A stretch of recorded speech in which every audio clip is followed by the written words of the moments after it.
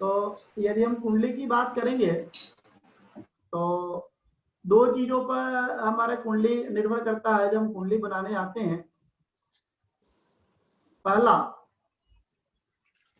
कि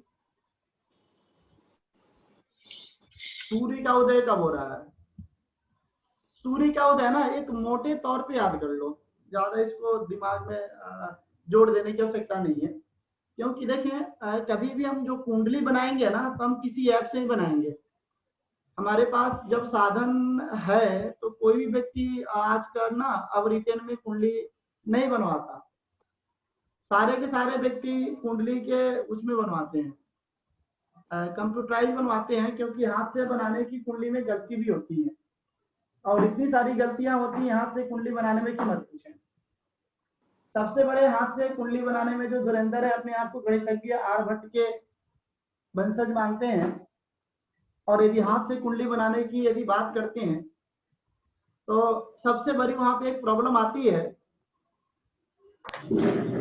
और वो ये प्रॉब्लम है कि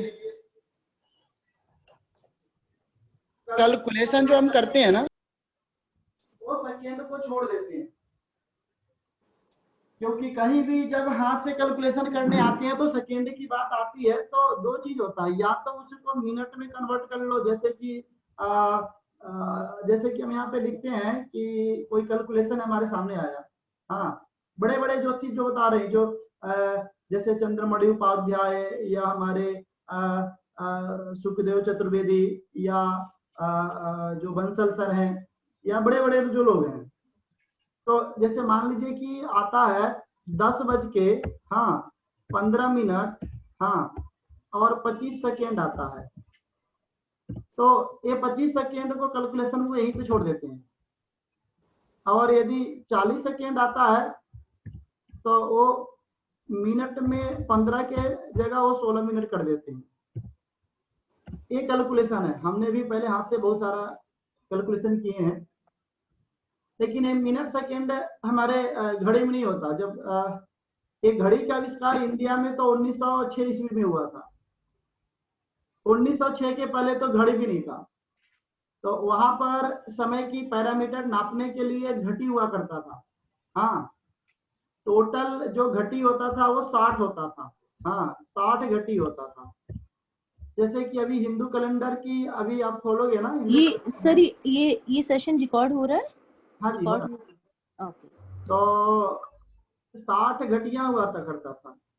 तो 60 घटी में क्या होगा, 30 रात्रिमान और 30 दिनमान होता था। तो रात्रिमान और दोनों को मिला के तो 60 घटी होते थे। तो 30 घटी जैसे ना 24 घंटा है ना, तो 12 घंटे दिन और 12 घंटे रात।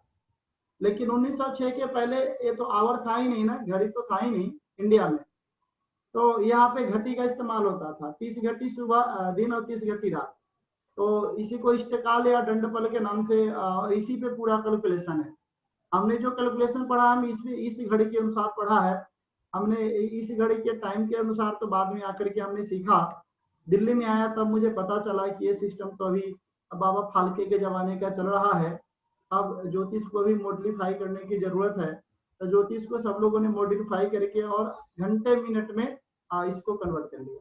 और आज 80% जो ज्योतिषी हैं इसी घंटे मिनट को समझते हैं।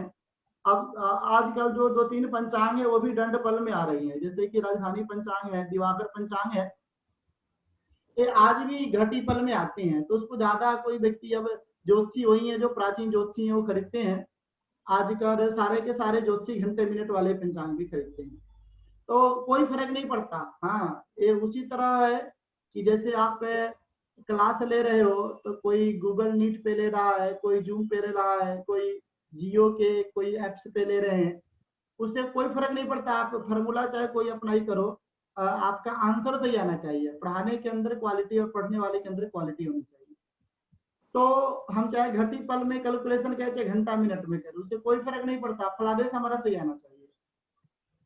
तो ये क्या नियम बनता है कि सूर्य का उदय हमारा एक मोटा मोटे तौर पे ले लो, क्योंकि आपको भी कंप्यूटर पे कुंडली बनाने, हमको भी कंप्यूटर से कुंडली बनाने, चलो हमको सब कुछ आता हुआ है, लेकिन फिर भी हमसे कोई कुंडली दिखाने आता है तो उसका डेट ऑफ बर्थ टाइम में हम लेकर के कुंडली बनाते हैं।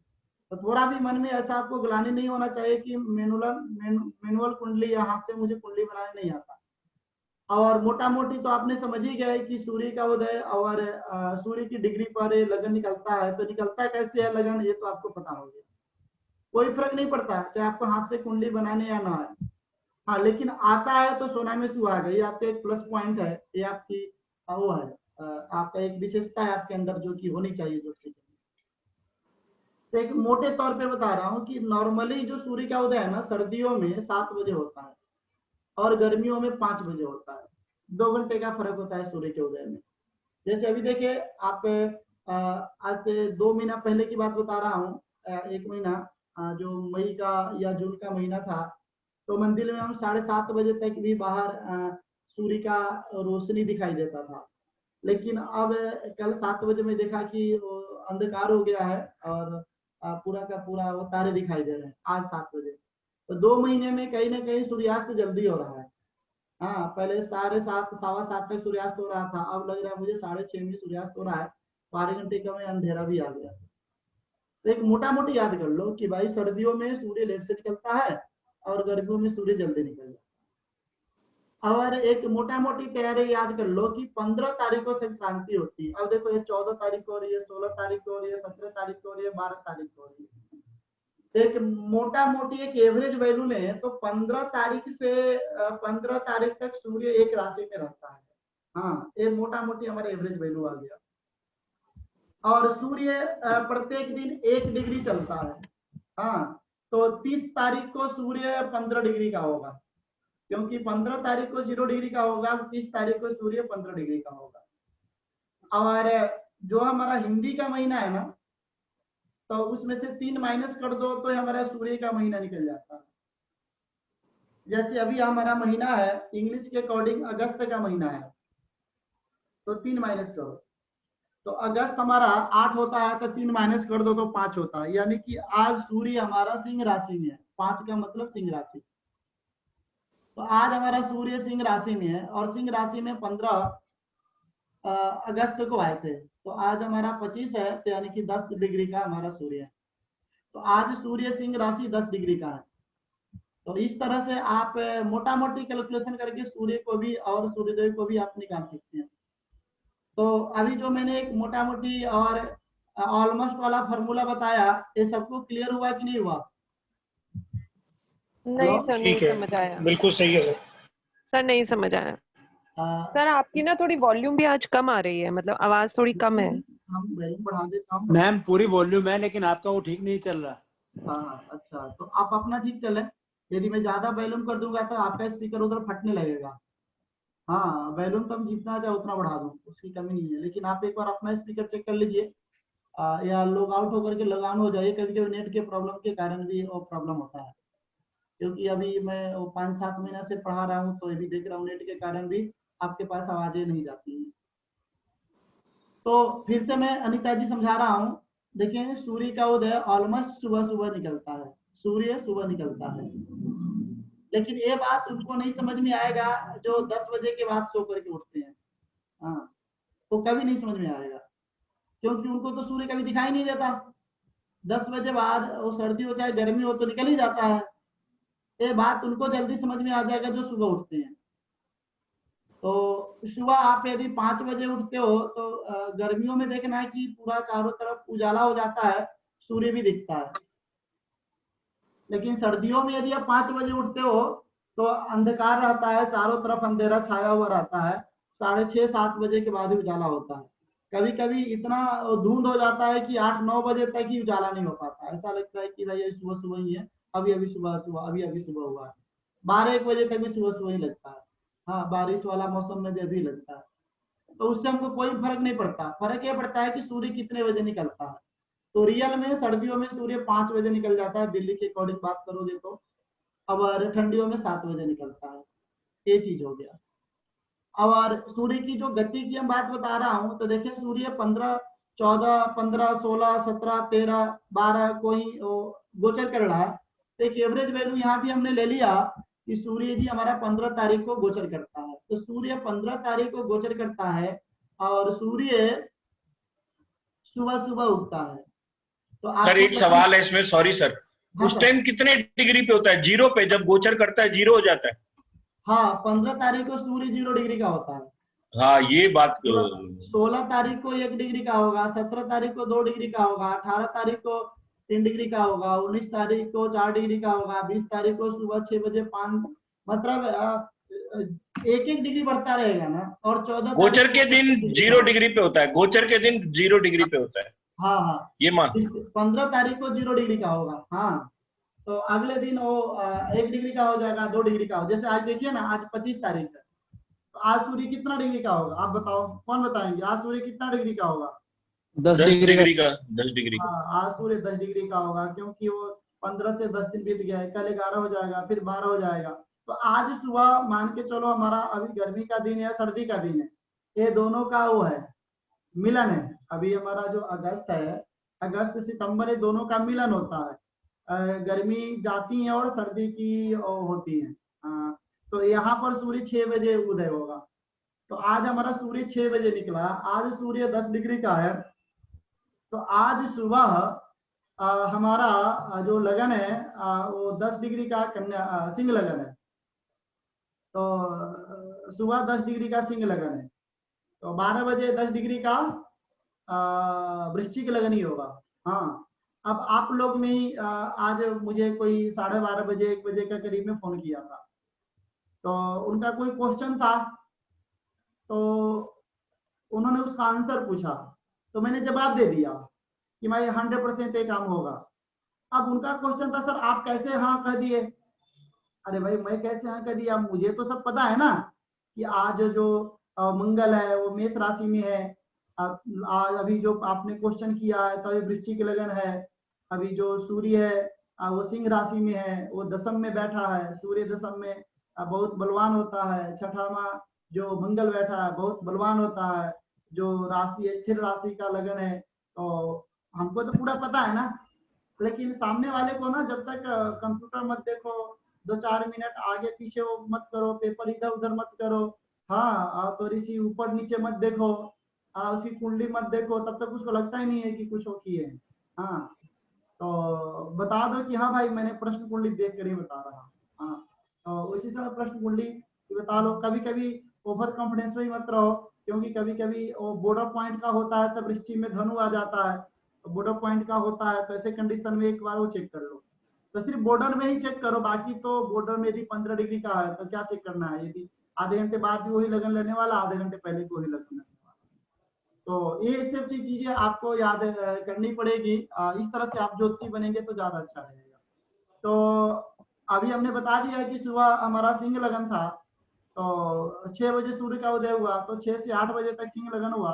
नहीं, ये 10 डिग्री तो बीत गया, तो 20 डिग्री और बचा है। तो 20 डिग्री का मतलब कितना हो गया? 1 डिग्री का मतलब 4 मिनट, 10 डिग्री का मतलब 40 मिनट, तो 20 डिग्री का मतलब 80 मिनट, तो 1 घंटा 20 मिनट। तो यानी कि 6 बजे सूर्य के निकला है, तो 7:40 तक सिंह लगन होगा। फिर 2 घंटा और जोड़ दो जी। 7:20 तक ना, 1 घंटा 20 मिनट। 20, हाँ, 1 घंटा 20 मिनट जी, एकदम सही कहा, सॉरी हमने गलत बोल दिया। 1 घंटा 7:20 तक जो सिंह लगन होगा। तो फिर 2 घंटे और जोड़ दो, तो 9:20 तक कन्या हो जाएगा। फिर 2 घंटा और जोड़ दो, तो 11:20 तक तुला हो जाएगा। 2 घंटा और जोड़ दो, तो 1:20 तक वृश्चिक हो जाएगा। 2 घंटा और जोड़ दो, फिर 3:20 तक धनु लगन हो जाएगा। फिर 2 घंटा और जोड़ दो, तो इस तरह से 5 बज के, तो इस तरह से आप पूरे दिन का, पूरे रात का लगन अपने दिमाग में फिट कर सकते हो। हाँ, और ये चीज ना कभी कभी, चलो थोड़ा से 1-2 क्लासेज और पढ़ा दे रहा हूँ ना, तो अभी तो परमात्मा की कृपा से आसमान एकदम साफ है। तो ये कभी कभी तो हम आसमान में भी देख करके हम बता सकते हैं कि अभी कौन सा लगन है। तारे सितारों को भी देख करके हम बता सकते थे। ये जो ज्योतिष का आविष्कार हुआ था, तो उस समय ऋषि मुनियों के पास एक घड़ी या सब कुछ तो नहीं था। वो तो क्या करते थे, ऊपर देखते थे, आकाश में देखते थे और कुंडली बना देते थे। तो उनको दिख जाता था आकाश में कि अभी मेष राशि का लगन है या अभी कौन राशि का लगन है। लेकिन अभी इतना पोल्यूशन हो चुका है ना कि हमको क्लियर दिख नहीं पाता आकाश में कि कौन सा राशि का हमारे सर पे उदय हो रहा है। तो क्लियर नहीं दिख पाता। लेकिन रात में ना अभी भी ग्रहों जैसे चंद्रमा एकदम क्लियर दिख जाता है। तो चंद्रमा हो गया या ये तारे एकदम तारे सितारे एकदम वो क्लियर दिखते हो, तो राशियां आज भी दिखती है। तो राशियां और कुछ चंद्रमा सूर्य तो दिख ही जाते हैं। हाँ, कभी कभी ये शुक्र और बुध भी दिख जाता है, कभी कभी मतलब ये नंगे आंख से भी दिख जाते हैं। बाकी के लिए तो आपको वो चाहिए। एक कि इतना पोल्यूशन हो गया था इसीलिए नहीं दिख रहा था। हाँ, तो आप इसको ऐसे भी समझ सकते हो और ध्यान से देखोगे तो दिख जाएगा। तो अब ये दो चीज तो मेरे ख्याल से अब तो क्लियर ही हो गया। आगे हम बढ़ते हैं। तो वही चीज हम यहाँ पर बताया हूं कि देखें कि ये पृथ्वी है और ये पृथ्वी घूमती रहती है। तो ये हमारा पूरब दिशा होता है, पश्चिम होता है, ये उत्तर होता है, दक्षिण होता है। एक्चुअल कुंडली में उत्तर और दक्षिण नहीं होता, आकाश और पताल होता है। हाँ, क्योंकि हम धरती पे खड़े हैं तो हमारे धरती के ऊपर आकाश है। हाँ, और हमारे धरती के नीचे पताल है। सामने ईस्ट होता है और पीछे वेस्ट होता है, ये होता है। हाँ, अगल बगल का यहाँ पे कोई सिस्टम नहीं होता। अगल बगल नॉर्थ और साउथ होते हैं। तो यहाँ पे हमारे 4 दिशा हैं, पूरब, पश्चिम, ऊपर और नीचे। इसको आप कुंडली के माध्यम से मैं आपको समझाने की कोशिश करूं तो जैसे कि ये कुंडली है, आपको दिख रहा है ना, पीपीटी आप लोग को दिख रही है ना? जी जी जी दिख रहा है सर। तो ये कुंडली है। तो ये कुंडली में ये वाला हिस्सा आपका ईस्ट होता है, ये वाला हिस्सा आपका ईस्ट होता है, ये वाला ईस्ट होता है और ये वाला वेस्ट होता है कुंडली में। तो ये आपका आकाश होता है, ठीक ना? ये आपका आकाश होता है, स्काई। ये आपका ऊपर है, ऊपर आकाश है। हाँ, आकाश, ये आपका आकाश है। और ये पताल है आपका, इस आग को हम पताल बोलते हैं, इसको हम पताल बोलते हैं, पताल लोक बोलते हैं। और हम यहाँ पे खड़े होते हैं सर, हम यहाँ पे खड़े होते हैं, यहाँ पर हम यहाँ पे खड़े होते हैं, ठीक ना? और जब हम यहाँ पे खड़े होते हैं तो हमारा सर है ना हमेशा आकाश में होता है। हाँ, ये जो हमारा सर ना हमेशा आकाश में होता है, हम यहाँ पर ऐसे खड़े होते हैं। तो हमारे ऊपर ना, हमारे ऊपर से ग्रहों का प्रभाव पड़ता है, ऊपर से सारे के सारे ग्रहों का प्रभाव पड़ता है हमारे सर के ऊपर। इसलिए कुंडली में 10th हाउस की ज्यादा भूमिका है। हाँ, क्योंकि हम वही काम करते हैं ना अपने जीवन में जिस ग्रह का हमारे ऊपर सबसे ज्यादा इम्पैक्ट होता है। तो इसीलिए हमारे ऋषियों ने 10th हाउस का नाम दिया कर्म। इसका नाम उन्होंने दिया कर्म, एक कर्म भाव है। क्योंकि हम वही काम करेंगे ना जिस ग्रहों का हमारे ऊपर सबसे ज्यादा इम्पैक्ट होगा। तो 10th हाउस में जो ग्रह होते हैं ना उसका हमारे जीवन में बहुत बड़ा एक रोल होता है, बहुत बड़ा रोल होता है। इसको एक और भाषा में बहुत ही सुंदर तरीके से हम समझ सकते हैं कि किसी का भी जो जन्म होता है ना, जन्म, तो उसकी कुंडली देख करके ना हम उसका टाइम बता सकते हैं। हाँ, उसकी कुंडली देख करके हम टाइम बता सकते हैं। जैसे कि मैं आपको बताया था कि ये हाउस ना हमारा ईस्ट होता है, ये वाला ईस्ट वाला पर्सन है। तो किसी के भी कुंडली में ना यदि लगन में सूर्य हो तो लगन में सूर्य को देख करके बोल सकते हो कि भाई आपका जन्म सुबह हुआ है, क्योंकि लगन में सूर्य हमेशा पूरब में होता है। और किसी का शाम को जन्म हो तो वेस्ट में आ जाता है, यहाँ पर आ जाता है वेस्ट। तो यदि किसी का सूर्य यदि दशम में हो, सप्तम भाव में हो, तो आप बता सकते हो कि भाई क्या तुम्हारा जो जन्म है शाम के समय हुआ है। और यहाँ पर सूर्य 12 बजे दिन में होता है, आकाश होता है ना, ये अभी बताया था ना, ये आकाश है। तो आकाश में सूर्य 12 बजे दिन में होता है। 12 बजे दिन में देखोगे तो सूर्य हमारे सर के ऊपर होता है, एकदम हमारे सर के ऊपर सूर्य होता है। बिल्कुल यही आ रहा है, 12:35 यही आता है। हाँ, आपका है ना यहीं पे 12:35। और भी किसी का यदि 12 बजे का जन्म हो तो सूर्य यहीं पे मिलेगा।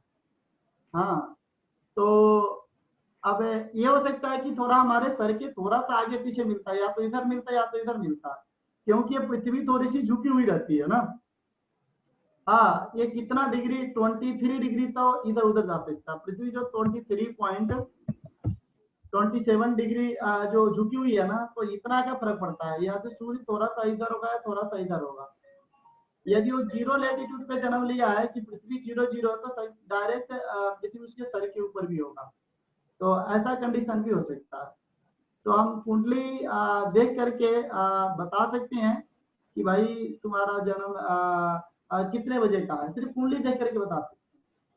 यदि सूर्य उसके 4 नंबर में बैठा है, हाँ, तो ये पाताल है। हाँ, पाताल लोग बोलते हो ना, तो ये पाताल का मतलब है कि भाई इसका जन्म रात 12 बजे हुआ। इसीलिए सूर्य को जिसका सूर्य यदि चतुर्थ में होता है तो उसको ज्यादा जीवन में उन्नति नहीं मिल पाती, क्योंकि सूर्य यदि सर पे हो तब ज्यादा हमारे अंदर एनर्जी होता है ना। रात में जन्म लेने का मतलब है सूर्य सुषुप्त अवस्था में चला जाता है, उसका एनर्जी लेवल कम हो जाता है, तो ये थोड़ी सी गड़बड़ होता है। तो आप लोग भी बताओ किसका जन्म कितने बजे हुआ है। और एक चीज और बता दूं, हमने 1 से 6 बजे एवरेज वैल्यू लिया है।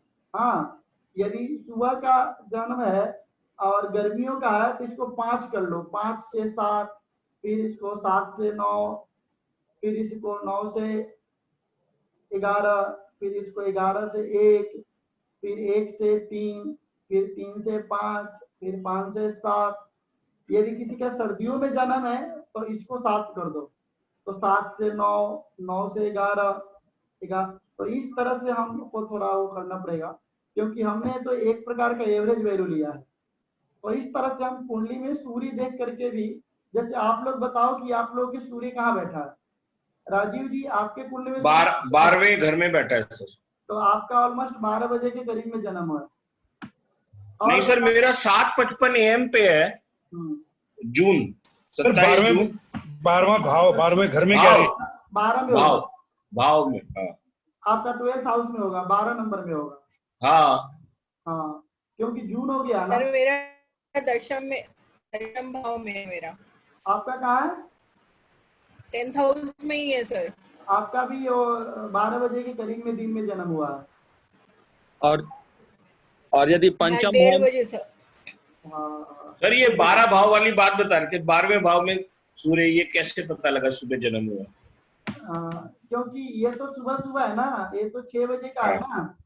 हाँ, तो यहाँ पर तो वही होगा ना, 10, 11, 8, 9 बज गया ना फिर यहाँ पर। हाँ 8 बजे हुआ, तो 8, 9 बज 7:55। गया तो यहीं पे मिलेगा ना फिर। हाँ 6 से 8, तो 8 से 10 मिलेगा ना। ठीक है। और बताएं किसका कब है? 6 नंबर लिखा हुआ है, पंचम भाव में है सूर्य। रात का जन्म होगा ना, रात का होगा वही 7-8 बजे का। 8 बजे का लगभग, 8 के बाद ही। क्या ये कुंडली गलत मानी जा सकती है जिसका 12वें घर में सूर्य हो और जन्म उसको बताया जाए कि रात को 9 बजे के करीब हुआ है? 12 घर में सूर्य हो, हाँ वो गलत है, वो गलत है। तो मंगल उसी राशि में हो, 12वें घर में हो, 12वें भाव में हो। हाँ, तो वो दिन का ही जन्म होगा, वो गलत है, वो गलत है, वो गलत है, वो गलत है। हाँ, या तो कुंडली गलत है या तो टाइम गलत है, दोनों में एक चीज गलत है। आपको मैं ऐसा बोलूं कि 12 बजे रात में दिन था, तो आप मान लोगे? हाँ, नहीं मानोगे ना। 12 बजे रात में दिन कैसे होता है, 12 बजे दिन में रात कैसे हो सकता है? ये तो एक प्रकार का वो नॉर्थ पोल साउथ पोल वाली बात हो गई ना, ये कभी हो ही नहीं सकता। आप ये कुंडली भी देख करके हम बता सकते हैं कि भाई कब जन्म हुआ है, कितने बजे जन्म हुआ है। हाँ, और इसी को इष्ट काल बोलते हैं, क्योंकि प्राचीन समय में, अब तो प्राचीन ही बोलना पड़ेगा क्योंकि अब तो टेवा हुआ किसी के पास होता नहीं है। हाँ, जिस तरफ यहाँ पे पढ़ाते हैं कि भाई पहले बैल और बैलों से खेत जोता जाता था, सिंचाई करते थे, बैल से खेत की सिंचाई होता था। तो अब तो क्लास में ही पढ़ाते हैं क्योंकि बैल तो कहीं दिखता नहीं है। हाँ, तो उसी तरह अब तो टेवा वाली कुंडली कहीं मिलती नहीं है। तो बताना पड़ेगा कि पहले के लोग जो कुंडली बनाते थे वो टाइम इसी सूर्य को लगते थे, उसका नाम बोलते थे इष्ट काल। उसका उन्होंने नाम लेते थे इष्ट काल। तो आपको कोई पहले जमाने की यदि कुंडली आता है और उस पर यदि टाइम नहीं लिखा रहता है तो कोई घबराने की बात नहीं है। और उसमें इष्ट काल लिखा होगा, इष्ट घटी या इष्ट काल, तो वो इष्ट काल से टाइम चेक कर सकते हो। हाँ, तो वो इष्ट काल से आप टाइम निकाल सकते हो। तो ये एक प्रश्न उठा है इसका मतलब, जैसे कि ये जो आपने बोला है कि ग्रह क्लॉकवाइज घूमते हैं, इसका मतलब यही बता रहा है ना? जी जी जी जी, ईस्ट से आएंगे देन अगले इसमें ईस्ट में आएगा। हाँ जी जी जी जी, नहीं नहीं, ग्रह तो इस एंटी काल क्लॉकवाइज अलग घूमते हैं, ग्रह तो एंटी क्लॉकवाइज घूमते हैं। आपने बताया ना कि जी सुबह 6 बजे आपने बोला ईस्ट में, हाँ 12 बजे आपने बोल दिया वो सिर पर आ गया, उसका राइट में घूम रहा है वो। सर ये सूर्य 12 में थोड़े गया, ये पृथ्वी रोटेट हो गई ना, पृथ्वी रोटेट हो गई ना, पृथ्वी यहाँ से यहाँ आ गई ना। सूर्य तो जी जहाँ पे था उसी वहीं पे था ना सर, वो सूर्य कहाँ रोटेट हुआ? तो रोटेट चलिए, पृथ्वी रोटेट हो गई, पृथ्वी एंटी क्लॉकवाइज। हाँ हाँ हाँ हाँ हाँ, नहीं क्लॉकवाइज, हाँ पृथ्वी एंटी क्लॉकवाइज रोटेट हो गई, पृथ्वी एंटी क्लॉकवाइज रोटेट हो गई ना, 2 घंटे में एक राशि पार कर गई। तो सूर्य तो एज इट इज था, जो पृथ्वी यू था तो सामने सूर्य था ना, पृथ्वी यू थी तो सामने सूर्य था। जब पृथ्वी यू हो गई तो सूर्य तो वहीं पे है, पृथ्वी यू हो गई सूर्य तो वहीं पे है, तो सूर्य तो बेचारा उसी में है, पृथ्वी रोटेट हो रही है तो सूर्य यहाँ यहाँ यहाँ यहाँ दिख रहा है ना। जो सूर्य सुबह सुबह ईस्ट में देख रहा था वही सूर्य शाम को वेस्ट में दिख रहा है, यानी कि 12 घंटे में 24 ना 180 डिग्री को पार कर गई ना, तो इसीलिए जो सूर्य ईस्ट में था वो सूर्य वेस्ट में चला गया, ऐसा होता है ना। मेरा प्रश्न इससे संबंधित यही है, जैसे कि सूर्य हमको दिखाई दे रहा है कि क्लॉकवाइज घूम रहा है जबकि पृथ्वी एक्सल में घूम रही है, क्या से ग्रह भी हैं वो क्लॉकवाइज ही दिखाई देंगे घूमते हुए, क्या उनके भी ईस्ट होगा और आकाश होगा? जिस तरह पृथ्वी रोटेट हो रही है ना सर, आप पीछे हम आपको बताया नहीं था, पीछे वाला पीपीटी को मैं आपको दिखाऊं तो पीछे में आपको बताया था कि सारे के सारे ग्रह एंटी क्लॉकवाइज चलते हैं। उसमें सभी ग्रहों की एक डिग्री होती है, उस डिग्री में सभी ग्रह चलते हैं। सूर्य थोड़ा जल्दी चल लेता है, पृथ्वी थोड़ा जल्दी चल लेता है, सूर्य थोड़ा धीरे धीरे चलता है, ऊपर है। तो इस तरह से सारे के सारे, अब ये वाला फॉर्मूला देखे ना, इसको आ गया ये वाला पीपीटी आपको दिख रहा होगा स्क्रीन पे, चेक करें, दिख रहा है सर? जी जी। तो ये वाला जो है कि जो पृथ्वी के जितने नजदीक है उतने आकाश के जो जितने नजदीक है उतने जोर से तेजी से रोटेट करते हैं ना, तो सारे के सारे ग्रह तो एंटी क्लॉकवाइज घूमती है।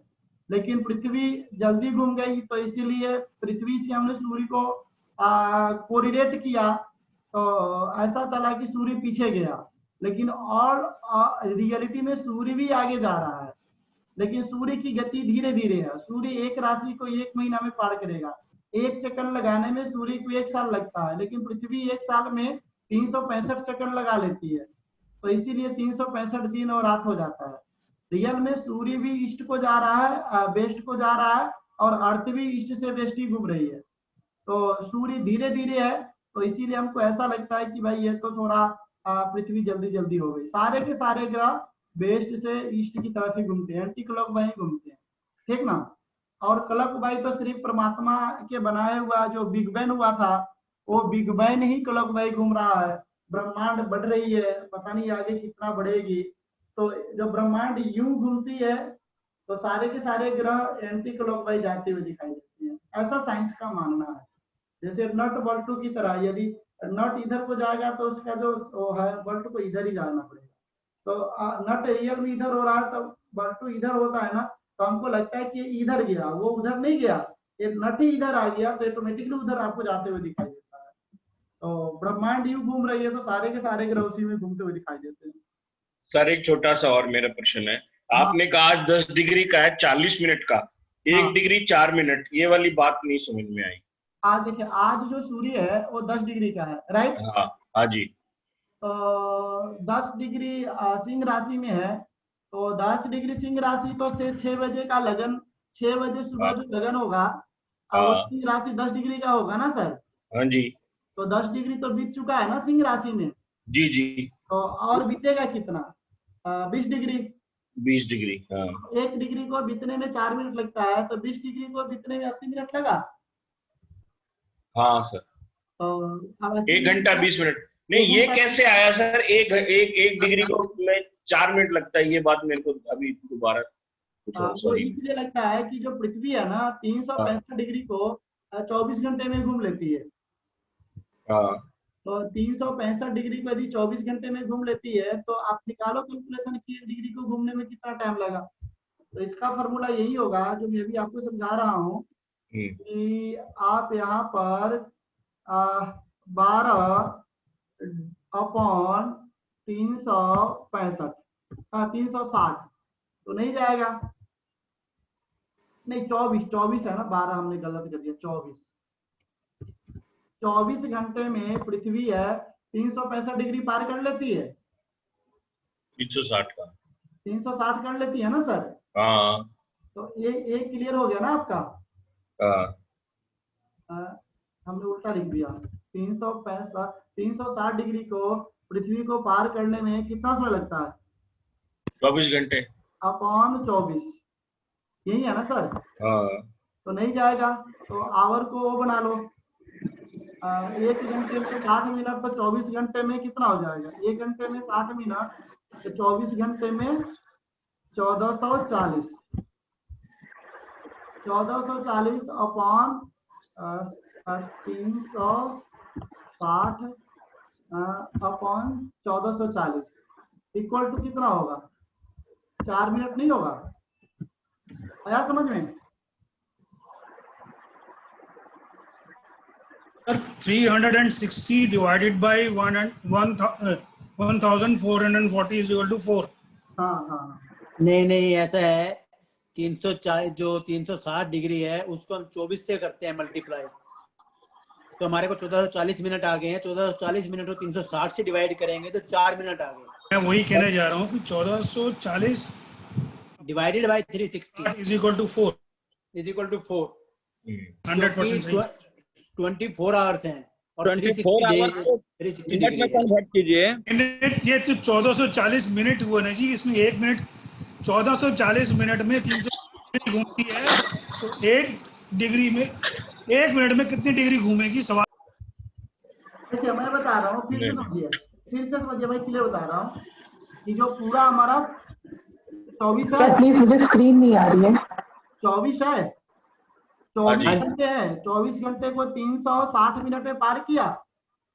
सर ऐसा करो आप, मैं बताता हूँ 24 मल्टीप्लाइड बाय 360। 24 multiplied by 360। चलो पहले वो कर दो। 24 लिखे, 24 मल्टीप्लाई बाई 60 है। हाँ, इक्वल टू कितना आएगा? 1440 1440। हाँ जी क्लियर हुआ सर? हाँ जी सर जी 1440 मिनट हो गए हैं ये।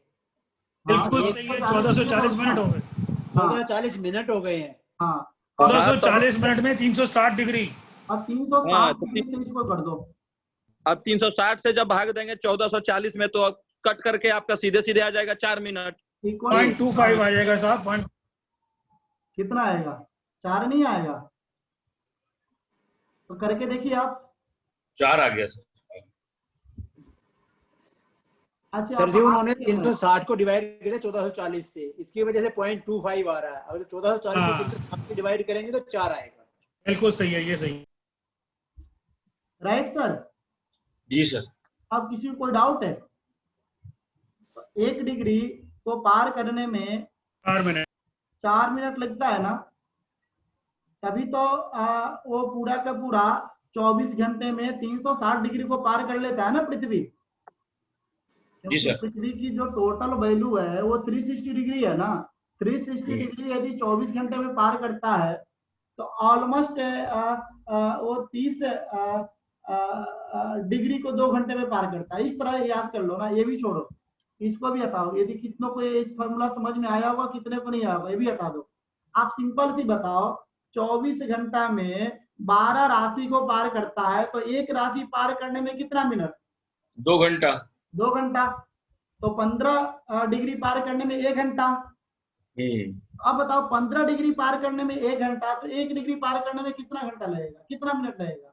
4 मिनट 15 4 मिनट। इस ढंग से आप कर लो, सबसे अच्छा उतना ठीक। लंबा अब आ गया सर, करने की आवश्यकता आ गया सर। पूछना जरूरी था, बीच में थोड़ा सा अटक रहा था। हाँ सर एक बात एकदम बताइए। क्लियर होना चाहिए, तभी तो आगे हम चल पाएंगे ना। हाँ जी सर आपने बोला कि 10 डिग्री आज अगर सूर्य था तो वो सिंह राशि था, वो कैसे?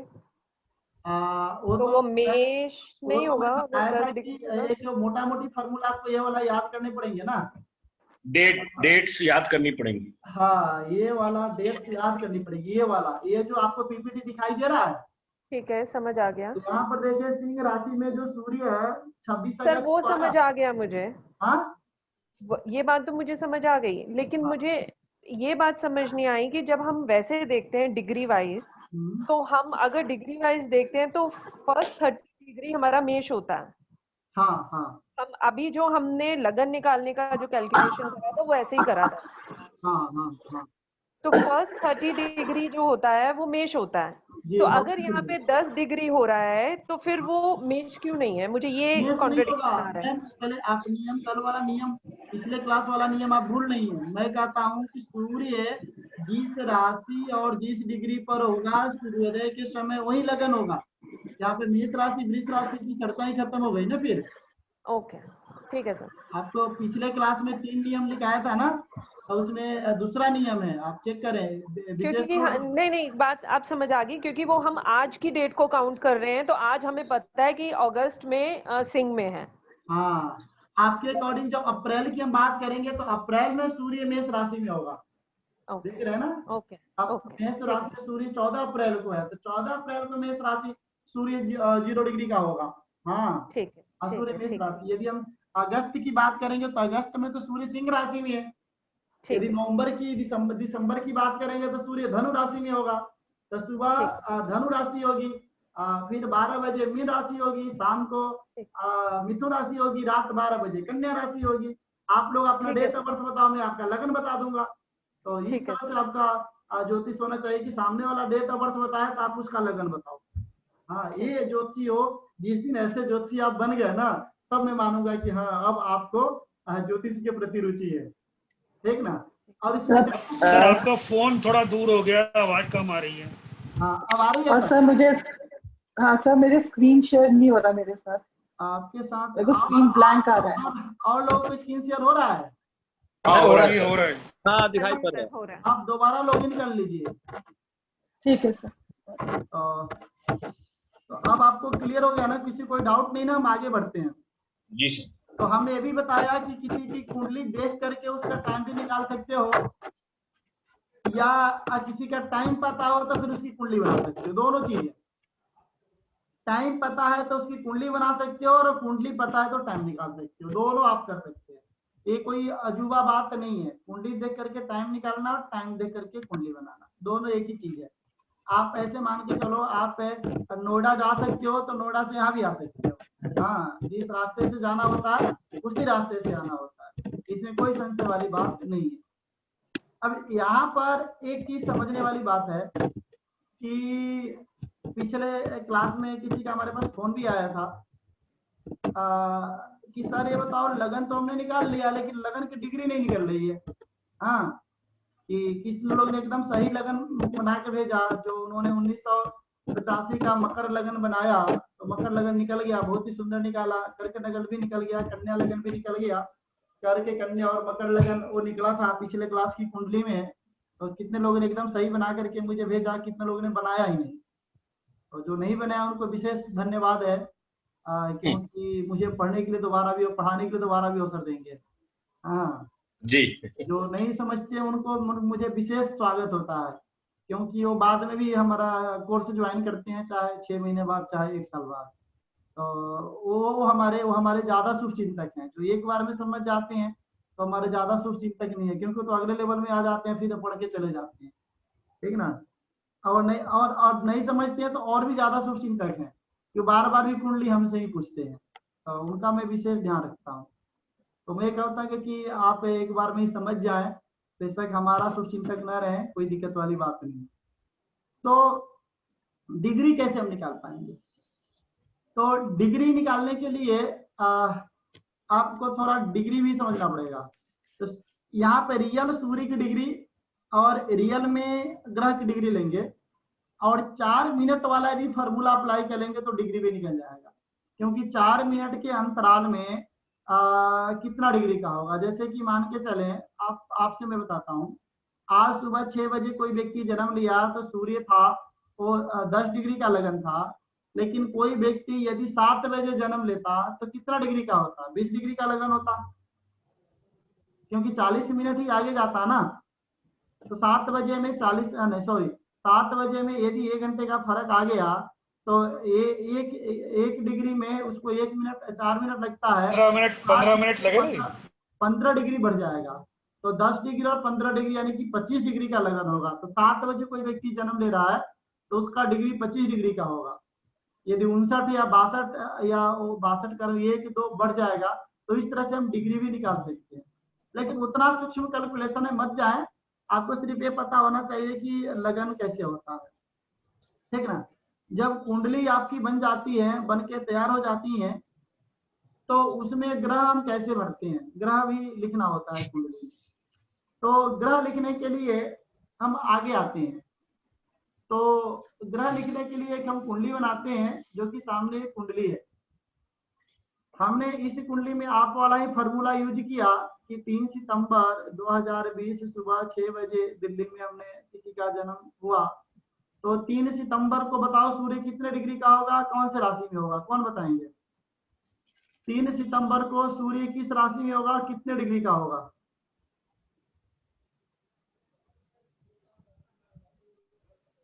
कोई नहीं बता पाएंगे? सिंह राशि में ही होगा सर।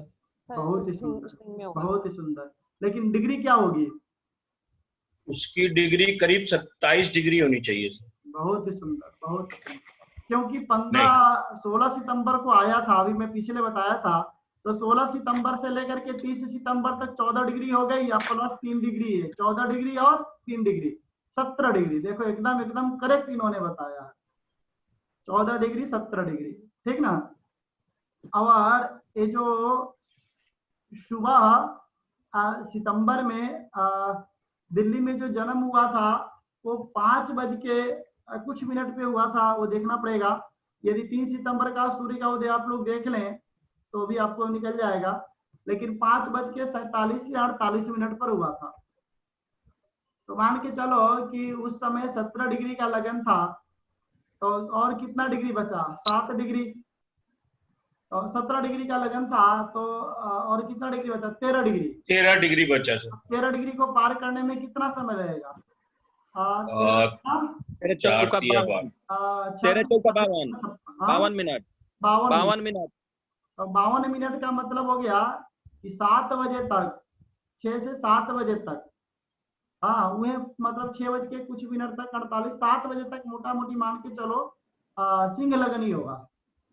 देखिए, तो इसका जन्म सिंह लगन में ही हुआ है। यहाँ पे जो दिख रहा है ना, इसका जो जन्म हुआ है वो सिंह लगन में ही हुआ है। क्लियर है? तो अब यहाँ पर हमको पंचांग देखना पड़ेगा, पंचांग या कैलेंडर देखनी पड़ेगी। जो आप लोग हिंदू कैलेंडर में बता रहा था, उसी हिंदू कैलेंडर में एक प्लानेटरी पोजीशन होता है, उसको लिख लीजिए। हाँ, प्लानेटरी पोजीशन वो ये बताता है कि कौन से ग्रह किस राशि में है। प्लानेटरी पोजीशन से पता चलता है। कि आपके पास कोई भी ऐप या पंचांग हो ना,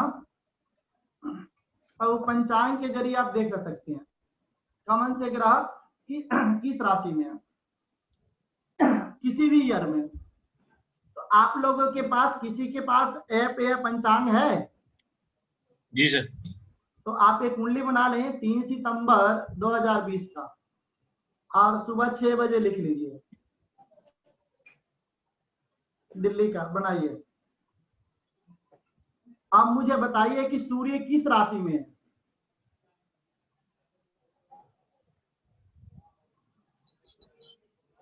आप ही की ऐप पे बन जाएगी तो सबको समझ आ जाएगा। अच्छा, या मैं यूज कर लूं? हाँ सर, आप बता दीजिए तो सबको। मैं उसको कनेक्ट करता हूँ फोन को, और आ जाएगा सबको समझ।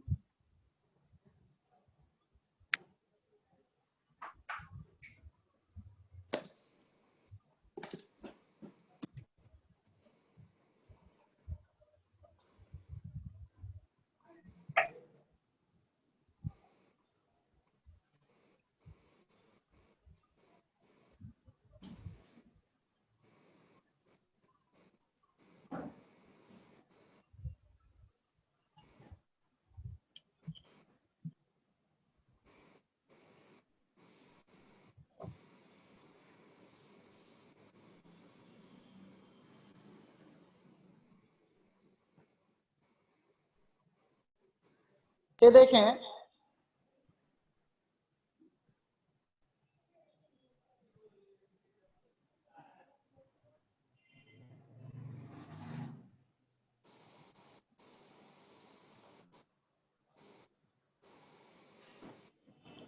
अब यहाँ पर आपको हम स्क्रीन शेयर करते हैं। आवाज आ रही है आप लोगों को? हाँ हाँ आ रही है सर। तो यहाँ पर हमने कोई सा भी एक ऐप यूज किया, आप कोई भी ऐप को मैं उसी को यूज करूंगा। हमने हिंदू कैलेंडर को यूज किया, तो हम यहाँ पर कुंडली में आ जाएंगे, राइट। और यहाँ पे जाकर के हम डेट ऑफ बर्थ सेलेक्ट कर लेंगे 3 सितंबर। तो 3 सितंबर 2020 ओके हमने कर दिया, ठीक ना। टाइम हम सुबह सुबह का सिलेक्ट करेंगे 6 बजे का। अब यहाँ पर देखें, इसको लिख लीजिए, इसको आपके पास कॉपी कलम हो तो लिख लीजिए। यहाँ पर बता रहा है कि जो सूर्य है वो सिंह राशि में है, सिंह राशि 17 degree. Perfect sir, perfect, correct. Sir आपका टाइम गलत है, सुबह के 6 नहीं है, ये शाम का 6 लिख दिया है। कोई फर्क नहीं पड़ेगा, सुबह शाम कुछ भी ले लो। एक ग्रह एक एक राशि में एक एक साल रहते हैं, शनि, और एक एक महीना रहता है। अच्छा। तो सूर्य जो है वो सिंह राशि में 17 डिग्री का 16 डिग्री का बैठे हैं, लिख लीजिए। चंद्रमा जो है कुंभ राशि में 25 डिग्री का, इसको रिटर्न में कर लीजिए, इसको रिटर्न में लिखिए। बुध जो है वो कन्या राशि 1 डिग्री में है। शुक्र जो है कर्क राशि 2 डिग्री में है। मंगल जो है मेष राशि 3 डिग्री का है। बृहस्पति धनु राशि 23 डिग्री का है। शनि मकर राशि 1 डिग्री के हैं। राहु मिथुन राशि 1 डिग्री के हैं। केतु धनु राशि 1 डिग्री के हैं। तो सभी ग्रहों की डिग्री हमको मिल गई, ठीक ना। और हमको लगन भी मिल चुका है, क्योंकि व्यक्ति का जो जन्म हुआ है वो सिंह लगन में हुआ है। तो हम क्या करेंगे कि जो ग्रह को हम जहां से लिए थे वहां पे हम डालेंगे। अब देखें, सूर्य को हमने कहाँ पे देखा था? सिंह राशि में लिखा था ना। तो सिंह राशि का मतलब 5 नंबर राशि। तो देखो सूर्य को यहाँ पे 5 नंबर राशि में लिख दिया। और चंद्रमा कौन से राशि में था सर? लिखवाया था चंद्रमा कौन से राशि में था? कुंभ राशि सर, कुंभ। कुंभ राशि। तो का मतलब कितना नंबर होता है? 11 नंबर जी। 11 नंबर, 11 नंबर। तो सही लिखा हुआ है कुंडली में, चंद्रमा को सही लिखा गया है कि नहीं? हाँ जी, हाँ जी, हाँ जी। बाकी मंगल को चेक हाँ करें, जी सर। मंगल कौन सी जगह था? मंगल कौन से राशि में था? सेजिटेरियस में। मेष राशि में। मेष में था।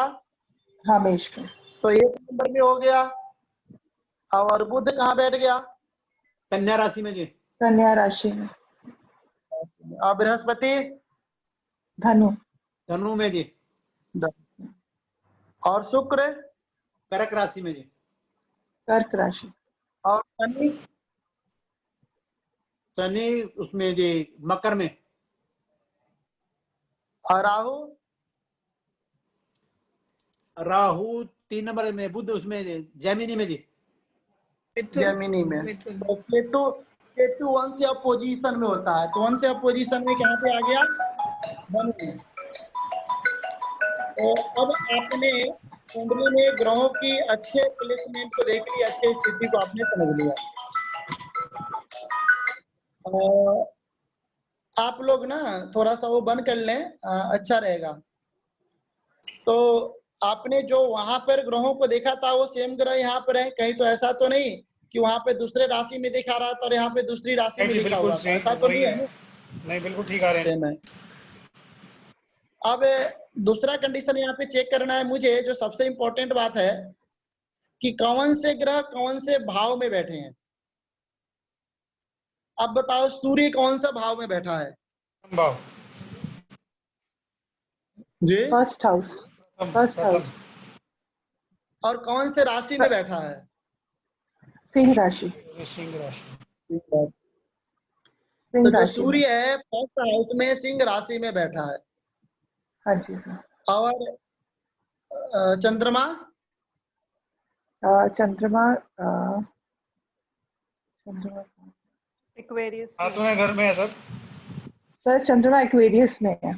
तो एक्वेरियस राशि है भाव है? राशि है। तो हाउस हाँ, कौन सा है? सातवां। 7th है। 7वां। 7th house and Aquarius sign. राशि। हाँ, Chandra sitting in 7th house and Aquarius sign. Yes sir. And Mars? Mars is sir Sagittarius. नौवें घर में। Sagittarius 9th house. 9th house and sign? Sagittarius. Sagittarius sign की Aries sign? Aries Aries sir. Aries. Aries sir, sorry Aries. पहली राशि। Aries. पहली राशि। मेष राशि 9th हाउस में मंगल बैठा। बुध? Yes sir. बुध कहाँ बैठा? Second house. Second house. और हाँ, भी सेकंड हाउस सेकंड ऑफ वर्गो। कन्या लगन। कन्या कन्या राशि। कन्या राशि। कन्या राशि, कन्या sign and second house. Jupiter? Second house sir. 5th house में जी। जुपिटर पांचवें हाउस। घर में है सर। धनु में। बृहस्पति है। पांचवें धनु में। धनु राशि धनु एंड राशि। House? Singh 5th house. 5th house, बहुत ही सुंदर। शनि, शुक्र और Shani? Shani 6th house. Shani 6th house में है। और केप्रिकॉन में। मकर लगन, मकर राशि। मकर राशि। हाँ जी। मकर राशि में कौन है? सैटर्न। हाँ, बारहवां शनि। घर। और हाउस कौन सा है? 12वां सर। 12th। Saturn house. नहीं, सैटर्न सैटर्न छठे में 6 है। छठे घर में है सर। छठे घर में। और Capricorn sign and 6th house. Yes sir. शुक्र जो और है Rahu? Rahu 11th sir house. Gemini में है। 11th हाउस और 11th जेमिनी। जेमिनाई राशि में। मिथुन राशि। 11th house. 11th house and Gemini राशि। जेमिनी राशि, बहुत ही सुंदर। तो आप लोगों ने अभी तक तो इतना क्लियर हो गया कि भाव अलग है, राशि अलग है और ग्रह अलग है। ये तीनों तो अलग अलग समझ रहे हैं ना? Yes sir. जी।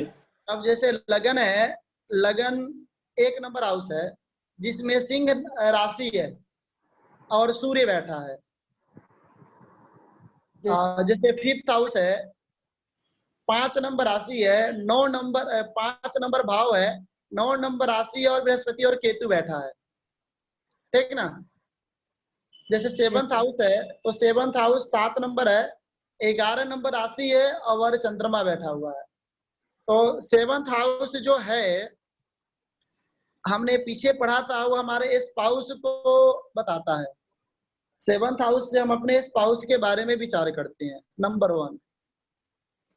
नंबर 2, यहाँ पर जो एक्वारियस साइन है, एक्वारियस साइन शनि का लॉर्ड है, शनि है। तो और चंद्रमा बैठा है, यानी कि इस व्यक्ति का जो स्पाउस होगा उसके अंदर शनि का मतलब जिद्दी और चंद्रमा का मतलब होता है इमोशनल। इसकी जो स्पाउस होंगी वो बहुत ही भावुक है और बहुत ही जिद्दी होगी।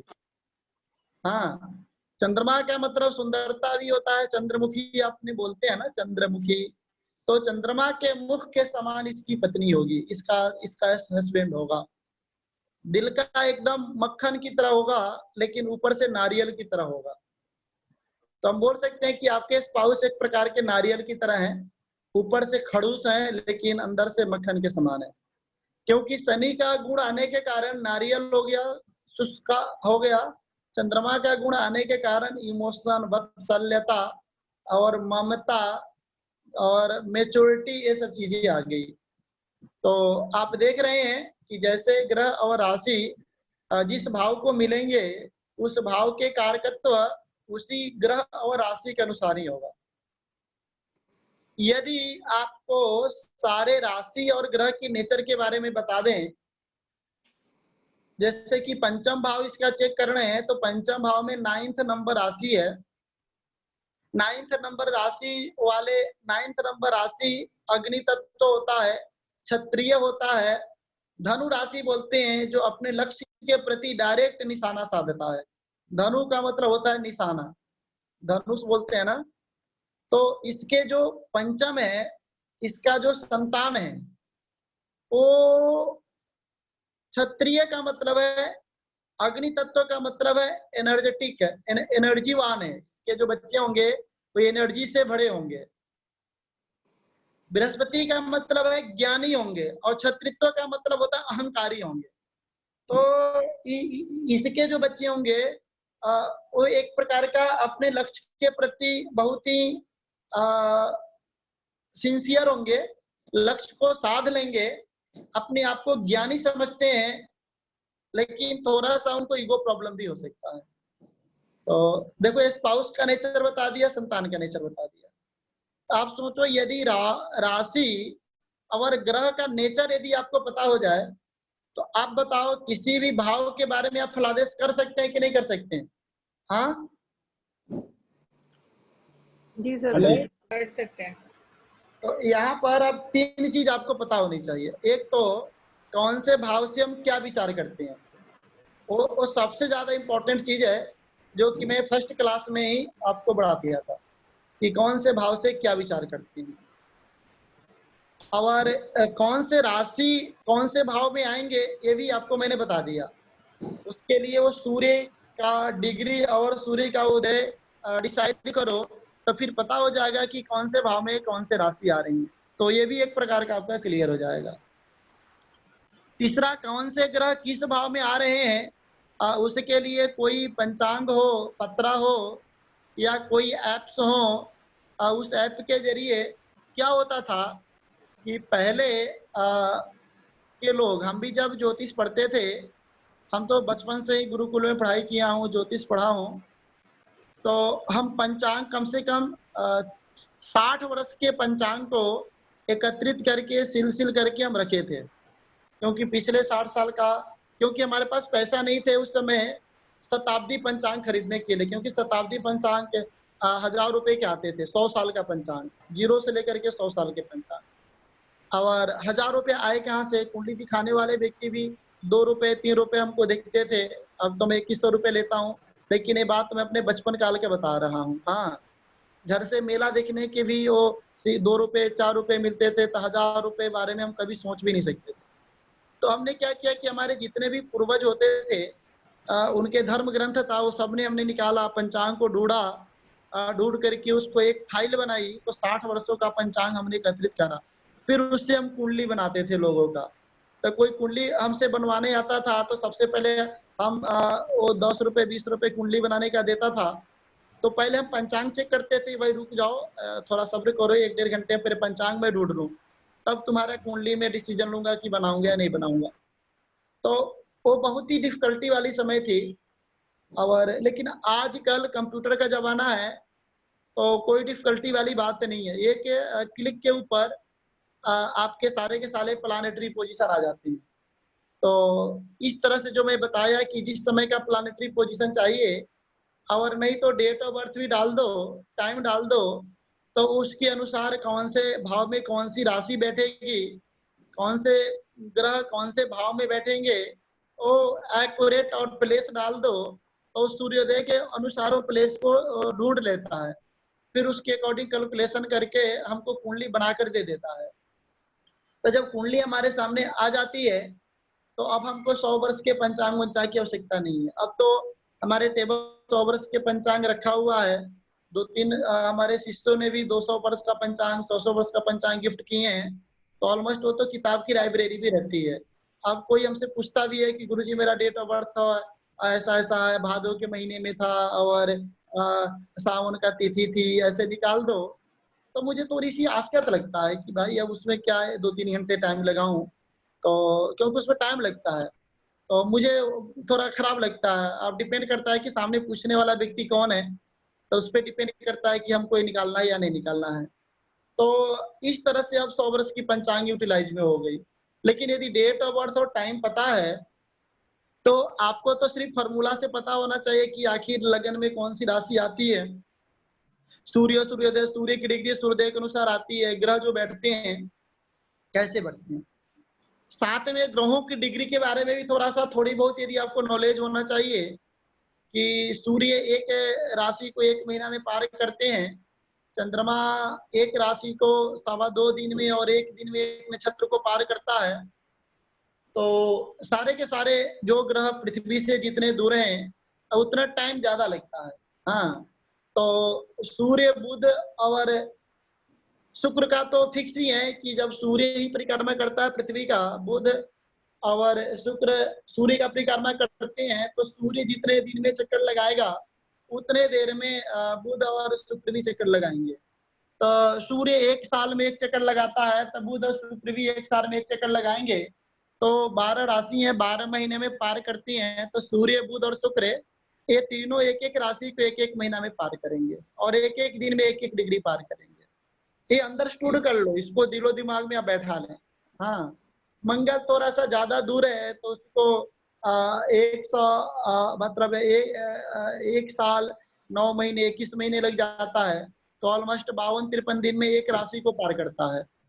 तो वो भी आप 1 राशि को समझ जाओ कि ये मंगल है, कम से कम 52 दिन 3 पर दिन 1 राशि में रहता है। तो एक बार यदि मंगल को आप यहाँ पे याद कर लिया कि मंगल अभी मेष राशि में है, यहाँ पे मेष राशि में है, तो ऑलमोस्ट 52 दिन तक मेष राशि में रहेगा। 52 दिन बाद वो वृष राशि में चला जाएगा। जैसे सूर्य, बुध और शुक्र, जैसे सूर्य सिंह राशि में है तो अगले महीने में कन्या में चले जाएंगे। बुध कन्या में है तो अगले महीने तुला में चला जाएगा। शुक्र कर्क में है तो अगले महीने सिंह राशि में आ जाएगा। तो इस तरह से इनकी चाल होती है, तो उस तरह से कुंडली में बैठ जाते हैं। बृहस्पति थोड़ा ऊपर होने के कारण 12 महीने में 1 चक्कर लगाता है, 12 साल में 1 चक्कर लगाता है, तो 1 राशि में 1 साल बैठा रहेगा। तो जैसे कि अभी जो बृहस्पति है धनु राशि में बैठा है और पिछले साल से ही बैठा है, तो 1 साल से तो धनु राशि में बैठा है। तो अब नवंबर में, अक्टूबर में ये मकर में चला जाएगा, तो फिर मकर में जाएगा तो 1 साल तक ही बैठा रहेगा मकर में। तो फिर 2021 में नवंबर में आगे जाएगा, क्योंकि 20 नवंबर में तो ये तो एक प्रकार के याद ही हो जाता है। अब बात करेंगे शनि देव, तो शनि देव सबसे दूर प्लानेट हैं, तो इनको तो 12 राशि को पार करने में 12 महीने लगते हैं। तो 12 राशि को पार करने में नहीं, 12 राशि को पार करने में 30 साल लगता है। तो 1 राशि को पार करने में सोच लो कितना लगेगा कि 12 से कर दो तो 2.5 यानी कि 2.5 साल लगता है। तो 1 राशि में 2.5 साल ही बैठे रहेंगे। तो यानी कि शनि देव मकर राशि में है तो बृहस्पति पीछे से आएगा मकर में, आगे भी चला जाएगा कुंभ में, लेकिन शनि देव मकर में ही रहेंगे, 2.5 साल तक ही बैठे रहेंगे। तो एक बार यदि शनि को याद कर लो तो 2.5 साल तक वही रहती है। और पूरे हमारे जीवन काल में शनि 2 बार चक्कर लगाते हैं। यदि 60 साल हम जिंदा रहेंगे तो 2 बार चक्कर लगाएंगे। यदि 60 साल से ज्यादा बढ़ गए तो 3 बार चक्कर लगा सकते हैं हमारे जीवन में। तो इसीलिए शनि की 7.5 मैक्सिमम 3 बार ही आती है, उससे ज्यादा नहीं आती। 120 वर्ष तो बहुत ही कम व्यक्ति हैं जो जिंदा रहते हैं, क्योंकि 90 साल में तो निकल ही लेंगे ना। हाँ, 3 चक्कर में 4 चक्कर भी हो सकता है। कितने लोग 120 भी जीते हैं। एक श्रीवास्तव जी हैं, मनीष भार्गव जी हैं, तो उनकी मम्मी 109 वर्ष में मरी हैं, अभी लॉकडाउन के पीरियड में ही मरी हैं। तो भाई 109 वर्ष भी जीना आज के रेशियो में बहुत ही हुआ है। तो मतलब एक प्रकार का वो ठीक था, उनका आंख नाक कान सब काम कर रहा था, सोचे इतने साल में भी। तो 4 बार भी हो सकता है, लेकिन मैं एक एवरेज वैल्यू 2 या 3 ही मान के चलो। और राहु केतु तो 1 राशि में 18 महीने रहते हैं, तो 18 साल में पूरी की पूरी 1 चक्कर लगाते हैं। इसमें कोई और भी ग्रह दिख रहा है, जैसे यूरेनस भी दिख रहा है और नेपच्यून भी दिख रहा है, प्लूटो भी दिख रहा है।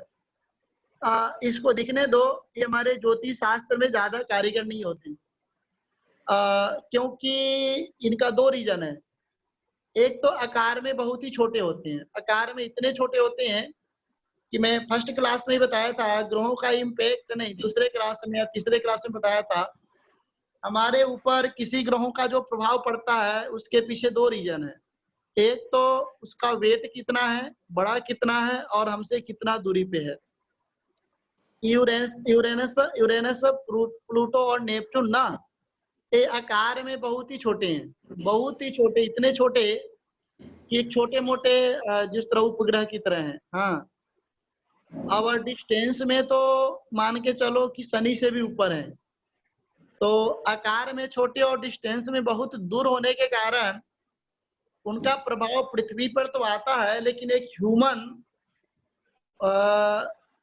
जीवन पे नहीं आ पाता, एक प्रकार के एक इंडिविजुअली व्यक्ति पे नहीं आ पाता, या आता है तो इतना कम प्रभाव आता है कि जिसको हम जीवन में कभी महसूस भी नहीं कर पाते हैं।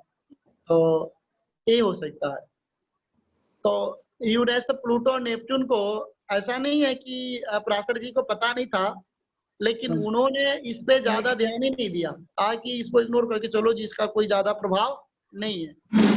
लेकिन आज के जो नवीनाचार्य हैं, जो मॉडर्न एस्ट्रोलॉजी हैं, एस्ट्रोलॉजर्स हैं, वो इसको ढूंढ करके और इस तरह से दुनिया के सामने पेश कर रहे हैं कि जैसे कि पराशर तो इनके बच्चे थे। हाँ, इनके ज्योतिष के सामने हमारे ऋषि महर्षियों की ज्योतिष तो एक प्रकार का खिलौना है। इस तरह से ऋषि महर्षियों ने जिस चीज को देखकर इग्नोर कर दिया, तो इसको एक मुद्दा बना रहे हैं। जैसे कि अपोजिशन पार्टी या पोजिशन पार्टी में नहीं होता है कि किसी पार्टी ने किसी चीज को इग्नोर कर देते हैं तो अपोजिशन वाले उसको मुद्दा बना लेते हैं। तो मुझे लगता है कि ये जो ज्योतिषी हैं, ये पराशर को थोड़ी सी नीचे दिखाने के चक्कर में और अपना को थोड़ी सी उभारने के चक्कर में ये यूरेनस, प्लूटो, नेपच्यून को इतना दम देते हैं वेस्टर्न एस्ट्रोलॉजी जो है। तो लेकिन उसका रियल में कोई ज्यादा वैल्यू नहीं है, ये न्यूमरोलॉजी वाले ज्यादा वैल्यू देते हैं।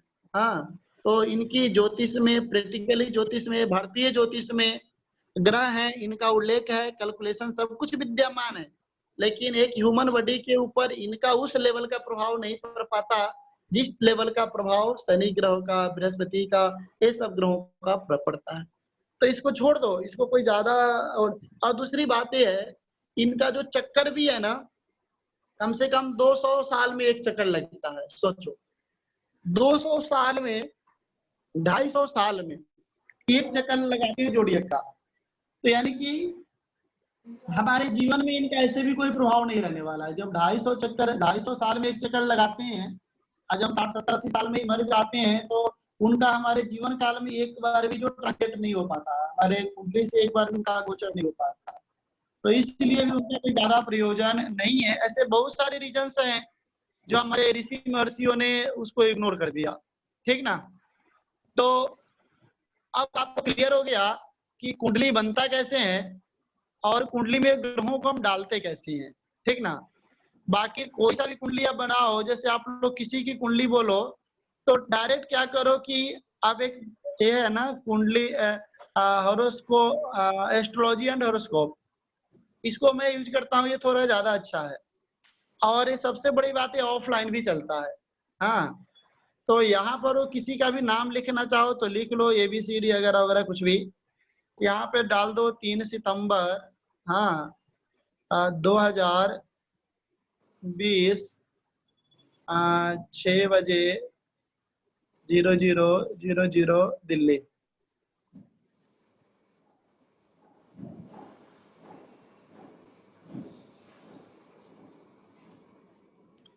तो एक कुंडली बन के आती है, ये देखें।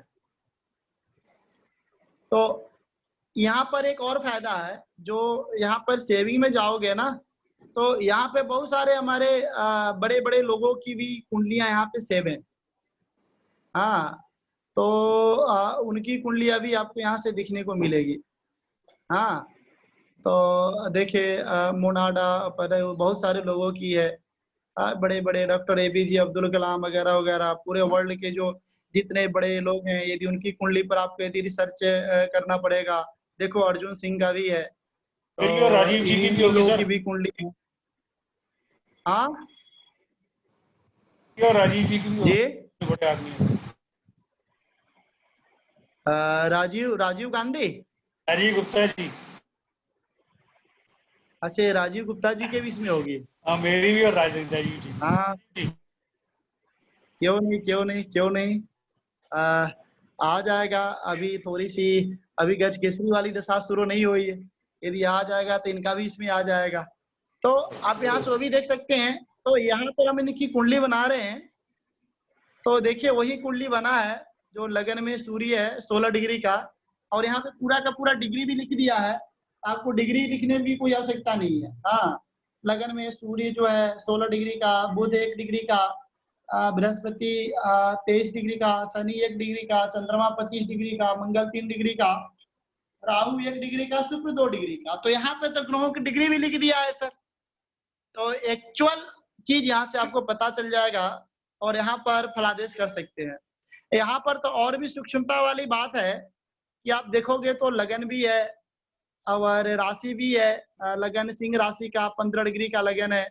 लगन जो है पूर्वा फाल्गुनी नक्षत्र का है, क्योंकि सिंह राशि में आपके वो आएगा ना, 3 नक्षत्र आएंगे ना, मघा, पूर्वा फाल्गुनी, उत्तरा फाल्गुनी। तो भी बता दिया कौन से ग्रह किस राशि में है, किस नक्षत्र में है। देखो कितना जबरदस्त है। तो आपको यदि नक्षत्र वाला भी याद ना हो तो यहाँ से नक्षत्र वाला फॉर्मूला भी आप देख सकते हो कि कौन से राशि कौन से नक्षत्र में है। अब आपको कुंडली बनाने आ गया, ग्रह बैठाने आ गया, राशि बैठाने आ गया। अब तीसरा टॉपिक यहाँ से शुरू होता है कि हम इसको जी एनालाइज कैसे करें, how to predict, how to analyse horoscope and kundli वगैरह वगैरह। इसको हम एनालाइज कैसे करें, इसको हम पढ़ना कैसे सीखें। हाँ सर कुंडली इस कुंडली पढ़ने में के लिए, एक हाँ जी मैम। सर इस कुंडली में एक बार ही बता देंगे सूर्य से ये बुध और ये वक्री है कि क्या, ये भी इसमें बता देंगे एक बारी। देखिए यहाँ पे बुध और लिखा शुक्र हुआ का। है, देखो बृहस्पति के आगे वक्री लिखा है, शनि के आगे वक्री लिखा है, तो बृहस्पति और शनि वक्री हैं। बुध और शुक्र नहीं है ना इसमें वक्री? हाँ नहीं है, नहीं है। यहाँ पर एक नहीं है ना? वो दिखा हुआ है, आप देख रहे हैं ना, वहां पर स्टार लिखा हुआ है और एक हैज लिखा हुआ है। तो हैज के आगे अस्त और स्टार के आगे वक्री लिखा है, दिख रहा है ना। Yes sir. तो यदि यस कोई सर। ग्रह वक्री होंगे तो उसके आगे स्टार बना देगा। तो देखो नहीं सर, जुपिटर हाँ के सर वो अंदर स्टार है। हाँ, और यहाँ हाँ जी। पर अस्त कोई ग्रह नहीं है, तो वहां पर हैज किसी के आगे नहीं है। तो यदि अस्त होता तो उसके आगे हैज बना देता। तो आप यहाँ केतु से हमेशा वक्री है। Okay sir. जी, राहु केतु हमेशा वक्री ही रहे, वो दोनों स्टार लगे हुए। तो राहु केतु तो हमेशा वक्री रहेंगे, तो स्टार क्या उड़ना भी लगाए तो भी। वही आपने बताया, वही चीज दिखा रहा है। जी जी जी जी जी जी जी जी जी जी जी। तो यहाँ से आपको क्लियर हो सर जाएगा। शनि इसमें वक्री, सर शनि इसमें वक्री इसलिए क्योंकि ये 16 डिग्री का है और सूर्य जो है 16.5 डिग्री का है, तो प्लस माइनस 16 डिग्री के कारण शनि वक्री है। हाँ हाँ, क्योंकि यहाँ यस सर। पर बृहस्पति और शनि सूर्य से बहुत दूर है ना, नहीं दूर है, दूर, हाँ जी सर। तो इसीलिए ये वक्री है ना। यदि सर सूर्य के दूर है। करीब होते तो आज तो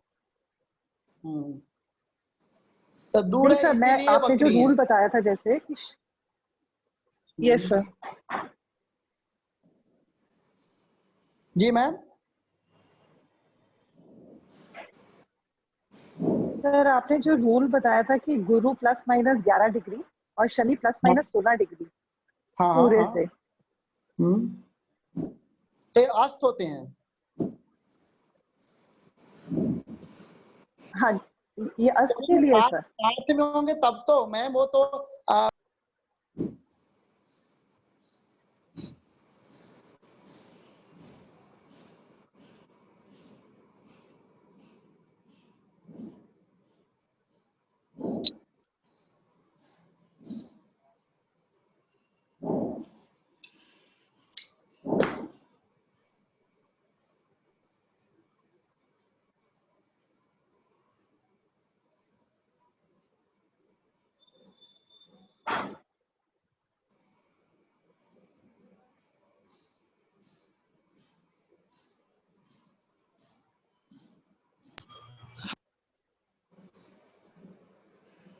हेलो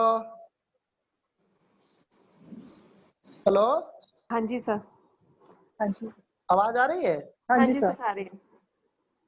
तो हाँ जी, हाँ जी। आपको कुंडली दिख रही है? नहीं सर, अब दिख नहीं रही है सर, जी, अब अब आई। दिख रही है जी। अच्छा, तो मैं, अरे वो फोन आ गया था किसी का, तो वो मैं बता रहा था कि कुंडली में आपको ग्रह बैठाने आ गए। ग्रह तो राशि में बैठते हैं, लेकिन वो भाव में कैसे दिखते हैं, वो राशि के अनुसार ही। राशि पहले हम ये चेक करेंगे कौन से भाव में कौन से राशि हैं, फिर कौन से राशि में कौन से ग्रह हैं। तो पहले, सबसे पहले मुझे भाव की राशि चेक करना पड़ेगा कि सूर्य किस राशि में है, तो लगन क्या है। तो लगन निकल जाएगा तो फिर हम उस ग्रह को चेक करके उस राशि में लिख देंगे, तो हमारी कुंडली कंप्लीट हो जाती है। तो कुंडली में 3 चीज होती है।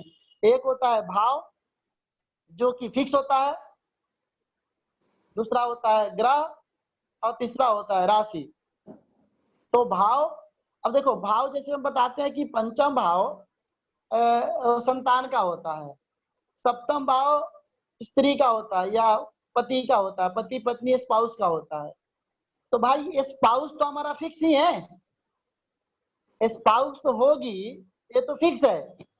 लेकिन वो स्पाउस कैसी होगी, कितने होगी, किस क्वालिटी की होगी, किस क्वांटिटी की होगी, कितने के साथ रिलेशन बनेगा, मल्टीपल मल्टीपल रिलेशनशिप में रहेगा, सिंगल रिलेशनशिप में रहेगा, सुंदर होगा, बदसूरत होगा, मोटी होगी, पतली होगी, मोटा होगा, पतला होगा, छोटा होगा, लंबा होगा, इसका कोई फिक्स नहीं है, सिर्फ फिक्स है स्पाउस।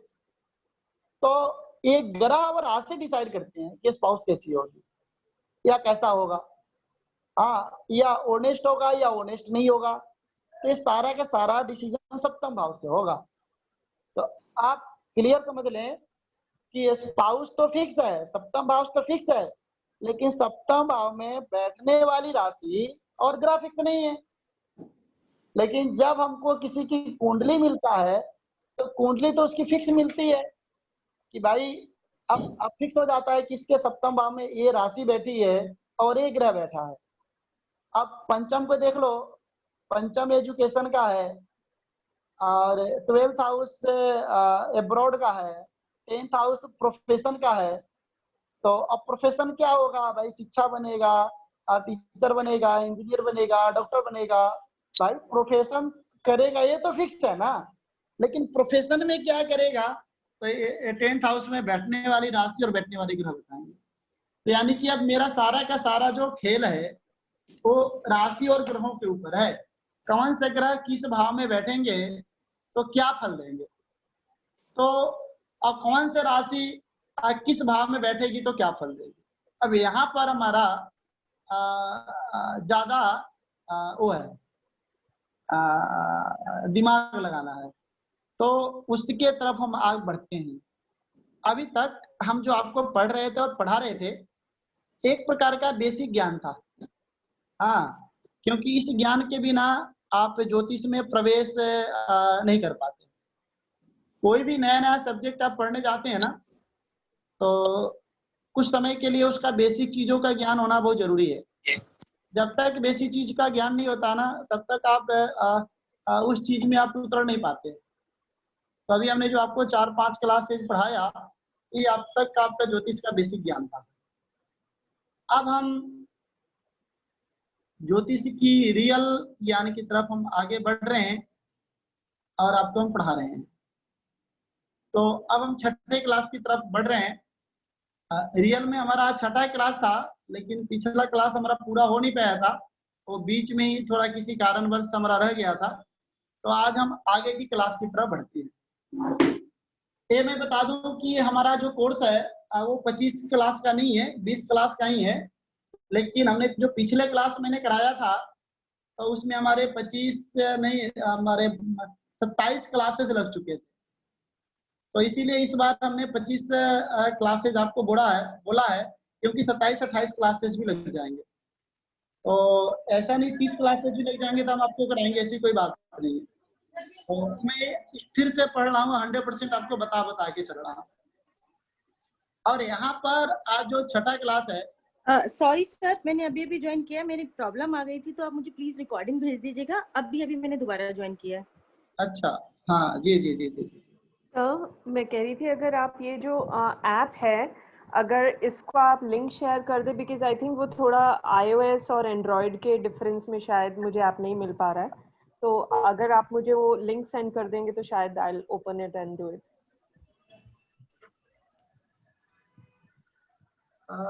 सर ऐप का कवर दिखा दें, ऐप कौन क्या स्टाइल डिजाइन, हम उसको नोट कर लेंगे।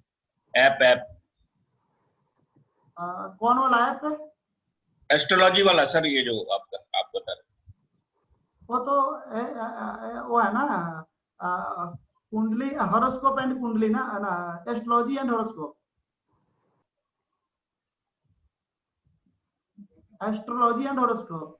अच्छा, सर वो ये कह रहे हैं कि आप एक बार आइकन दिखा देंगे तो उनको इजी हो जाएगा। उस नाम से कई सारे ऐप आ जाते हैं ना सर, तो वो आइकन देख लेंगे तो उनको पता चल जाएगा कि ये वाला ही आइकन है, यही डाउनलोड करना है।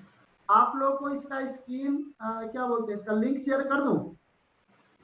सर आइकन ही दिखा दीजिए, उससे ही हो जाएगा। सर लिंक शेयर कर दीजिए, बिकॉज सिमिलर आइकन मुझे नहीं मिल रहा है, एंड मुझे लग रहा है शायद वो iOS में शायद कुछ प्रॉब्लम होगा, क्योंकि सारे एप्स नहीं आते हैं। आपको ना सर ये iOS में ऐप है ही नहीं, ये सिर्फ एंड्रॉइड का ऐप है।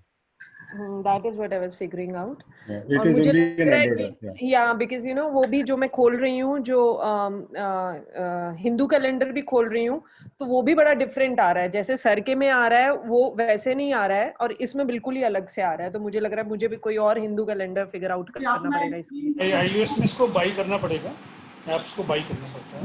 ओके, मैं अपने ना उसका स्क्रीन जो है ना, उसका स्क्रीन शेयर का स्क्रीनशॉट में आपको भेज दिया, आप सबको भेज दिया, आप चेक कर लो, ठीक ना? Already installed. हाँ, आप चेक कर लो, मैं आपको भेज दिया। आप कौन बोल रही हैं? मनमीत सर। मनमीत जी, आप चेक कर लें, आपको मेरे ख्याल से भेज दिया, ठीक ना? नहीं मिला है। अच्छा, मिल गया सर। सबके पास भेज दो सर। सबके पास भेज दिया, आप चेक कर लो ना। ठीक सर। आया नहीं है जी? अरे पहुंच जाएगा, आया नहीं है, अभी रास्ते में ही होगा। आ गया सर, आ गया रास्ते आ से। गया ना? सर एक रिक्वेस्ट था। हाँ हाँ सर हिंदी में बहुत दिक्कत होती है पढ़ने में, आपके पास कुछ मटेरियल इंग्लिश में है इसका सर? इंग्लिश वाला तो अभी है नहीं, लेकिन एक व्यक्ति ट्रांसलेट कर रहे हैं, हमारे पूरे इंग्लिश का ना, हिंदी का ना, इंग्लिश में ट्रांसलेट कर रहे हैं। ठीक है सर। अब एक्चुअल है कि मैं उनसे फ्री में काम करा रहा हूँ, तो उनको प्रेशर तो दे नहीं सकता। सर मेरे को बता दीजिए, मैं कर दूंगा सर फ्री में, मुझे दे दीजिए, मैं कर दूंगा। सर ये सज्जन कौन है सर, जरा नाम बता दें। है अनूप जी हैं। अनूप जी, थैंक यू वेरी मच, बहुत बहुत धन्यवाद। अगर ये आप कर सकोगे तो मैं भी आपकी मदद कर दूंगा इसमें, लेकिन प्लीज इंग्लिश में अगर ट्रांसलेट हम इसको कर लें तो बहुत बढ़िया हो जाएगा सर। पीपीटी का भी कर रहे हैं और स्टडी मटेरियल का भी कर रहे हैं, दोनों सर मैं कह रही थी, अगर एक व्हाट्सएप ग्रुप आप बना दें तो कुछ डाउट्स हो, कुछ हो, तो हम लोग उस पर भी बात कर सकते हैं, तो एक दूसरे की मदद हो जाएगी काफी। चले तो आपका एक व्हाट्सएप ग्रुप में बना देता हूँ, लेकिन एक चीज याद रखिए कि मैं किसी का व्हाट्सएप ग्रुप इसलिए नहीं बना रहा हूँ ना, क्योंकि काम की बात क्या है, बकवास ज्यादा लोग करने लगते हैं, तो इस चीज का आप लोग नहीं सर, अगर उस चीज को रिस्ट्रिक्टेड रखेंगे कि सिर्फ काम की करनी है तो हो जाएगा। सर उसमें ना गुड मॉर्निंग मैसेजेस नहीं होंगे, और ये जो पॉलिटिकल मैसेजेस होते हैं सब कुछ नहीं होंगे, उसमें सिर्फ अपनी क्वेरी डालें और जहाँ पे जरूरत हो वहाँ पे फिर आप करेक्ट कर दीजिएगा सर। पिछले हमारे पास 14 बच्चे थे, तो उन्होंने ग्रुप बना दिया, ग्रुप तो बना दिए, लेकिन वो पता नहीं दिन भर उसी में उल्टे सीधे मतलब ऐसे ऐसे मैसेज उल्टे सीधे करने लगे, तो फिर मैंने ग्रुप ही डिलीट कर दिया। मैंने कहा कि अरे यहाँ पे क्वेश्चन आंसर से रिलेटेड करो या कुछ से रिलेटेड करो तो सही है ना। हाँ चले ठीक है, मैं बना दूंगा, ऐसी कोई बात नहीं है। चले तो अब हम छठे क्लास की तरफ बढ़ रहे हैं। तो ये छठे क्लास में सबसे पहले ज्योतिष के जो अचूक नियम है वो है कि वृश्चिक राशि बहुत ही रहस्यात्मक राशि होती है। जो आपके स्कॉर्पियो राशि है, स्कॉर्पियो राशि का किसी का लगन हो या स्कॉर्पियो राशि में किसी के मून बैठा हो, दोनों कंडीशन में, बोथ आर कंडीशन, ऐसे व्यक्ति बहुत ही सिक्रेटिव पर्सन होते हैं, बहुत ही सिक्रेटिव पर्सन होते हैं। ऐसे व्यक्ति या तो रॉ में मिलेंगे, खुफिया एजेंसी में मिलेंगे, आईबी में मिलेंगे, सीबीआई में मिलेंगे। जैसे कि मोदी है ना, मोदी का 8 नंबर का लगन है, तो आप चेक करते हो कि इतना रहस्यात्मक व्यक्ति है, इतना रहस्यात्मक व्यक्ति है, इसकी बातों को कोई नहीं समझ पाता। इसके सेक्रेटरी भी ऐसे हैरान रहते हैं कि पता नहीं सुबह शाम को कुछ और कह के गया था, सुबह सो करके कुछ और कह रहा है। हाँ, मोदी की जो पॉलिसी बनाता है वो ये बनाता है कि भाई रात में कोई खाना नहीं खाएगा उसको 10 रुपए दिए जाएंगे। तो सब लोग अपनी 10 रुपए बचाने के लिए खाना नहीं खाते हैं, सो जाते हैं। अगले दिन कहता है कि सुबह उठ करके जो भाई जो 10 रुपए देगा उसको नाश्ता मिलेगा। तो भाई या तो आप मरो या 10 रुपए दो, क्योंकि रात में भी खाना नहीं खाए हो। तो पहले तो उसकी पॉलिसियां अच्छी लगती हैं, लेकिन बाद में सबको ऐसी लगने लगती है, और ऐसे पॉलिसी बनाता है कि मतलब मत पूछे।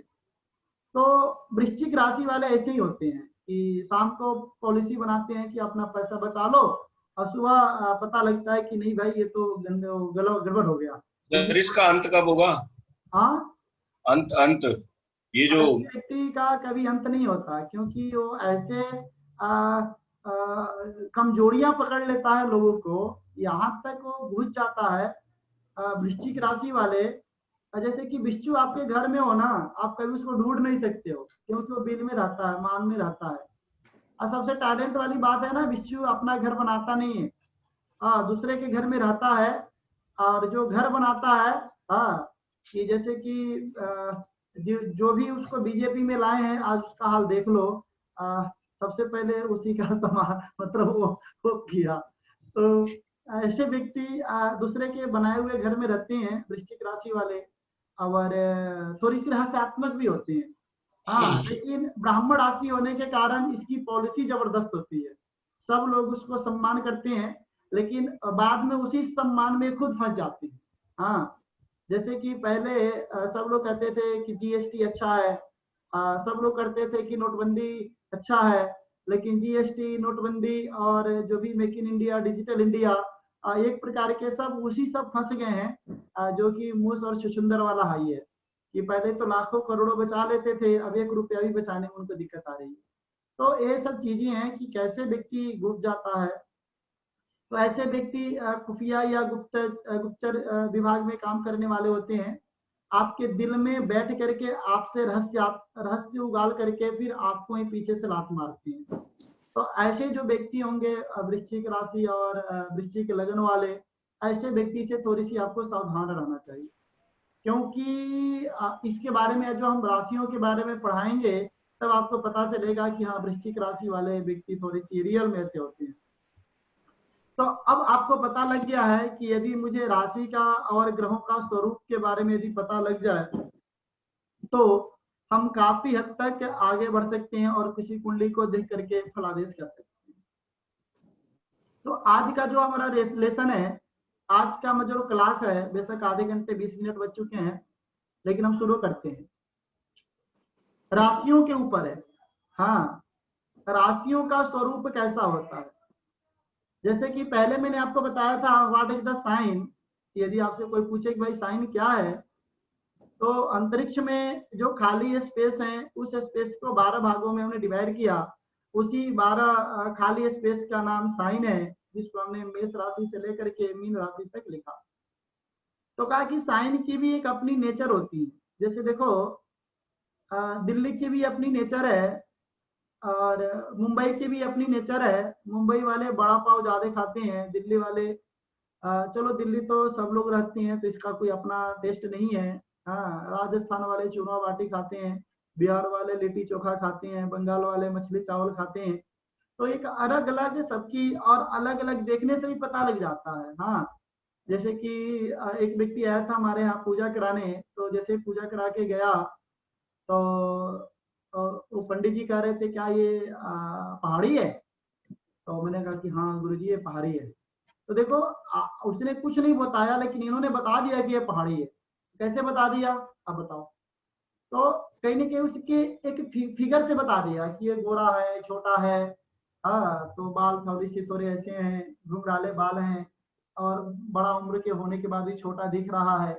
तो ये ऐसे पहाड़ में ही व्यक्ति हो सकते हैं। हाँ, जैसे कि आप मुझे साउथ वाले को देख करके बता देते हो ना कि साउथ इंडियन है, ये निग्रो है, ऑस्ट्रेलियन है, ऑस्ट्रेलिया का कंगारू है, या कहाँ का क्या है, तो आप देख करके बता देते हो कि कौन सा व्यक्ति कौन से कंट्री का रहने वाला है, और ऑलमोस्ट आपका गैस वो सही जाता है। हाँ, निग्रो को देख करके बता देते हो तो पता चलता है कि ये साउथ अफ्रीकन ही है, ये साउथ अफ्रीकन ही है, क्योंकि साउथ अफ्रीका की एक अपना नेचर है, एक अपना खान पान है, एक अपनी वहाँ की एक पहचान है। हाँ, जैसे बिहार के लोग हैं, हम लोग भी बिहारी हैं, कहीं भी जाती हैं तो एक मदर जो टोन है ना, बिहारी बोलती हैं तो उनके टंग, उनके टोन से पता लग जाता है कि ये बिहार का रहने वाला है। हाँ, क्योंकि चाहे जितना एजुकेटेड हो जाए, आज मैं एक आईएएस से मिला, अब देखो आईएएस व्यक्ति तो बहुत पढ़ा लिखा है। हाँ, मैं 10 बजे उनसे मिलने गया था, तो अब बिहारी है वो भी बिहार के रहने वाले हैं, हमने बताया मैंने भी बिहार के रहने वाले हैं। उन्होंने मेरा पूरा काम बताया, मैंने बताया, तो हमसे इतने इम्प्रेस हुए कि उन्होंने हमको अपॉइंटमेंट भी कहा कि आप कुंडली देखिए मेरे। मैंने कहा कि ठीक है, मैं देखूंगा। इतना प्रभावित हुए हमसे बातों में। तो लेकिन फिर भी बातों बातों में पता लग गया है कि वो भी बिहार के, हम भी बिहार के हैं, तो ये पता लग जाता है। तो उसी तरह आप कुछ भी कर लो, जो एक आपकी जो अपनी जन्मभूमि की टेंडेंसी है वो कभी हटता नहीं है। अपनी पहचान आप अब से हटा नहीं सकते। उसी तरह राशियों की भी एक अपनी पहचान है। हाँ, राशियों की भी एक अपनी पहचान है, अब वो पहचान और राशियों से कभी नहीं हटता। जैसे कि आप बता दिया कि भाई ये अमेरिका का रहने वाला है। अब देखो, अमेरिका में रहने वाले भी काले होते हैं, गोरे होते हैं, और एक अफ्रीका का भी रहने वाले काले होते हैं, लेकिन दोनों में भी अंतर होता है। यदि इस लेवल का आप यदि पहचान सकते हो कि ये काला जो है ये अफ्रीका का या अमेरिका का है, तो आप की ज्यादा बोलेंगे कि आदमी की परख है। उसी तरह ये राशियां में होती हैं कि राशियां भी अपनी नेचर को छोड़ती नहीं है। तो पहले तो राशियां की हमने 2 प्रकार की नेचर में हम डिवाइड करते हैं। एक सौम्य राशि होती है, सौम्य का मतलब होता है सॉफ्ट राशियां एंड हार्ड राशियां। हार्ड माने होता है क्रूर। तो सॉफ्ट जैसे हम बोल रहे हैं ना, तो सॉफ्ट है तो सॉफ्ट ही रहेगा।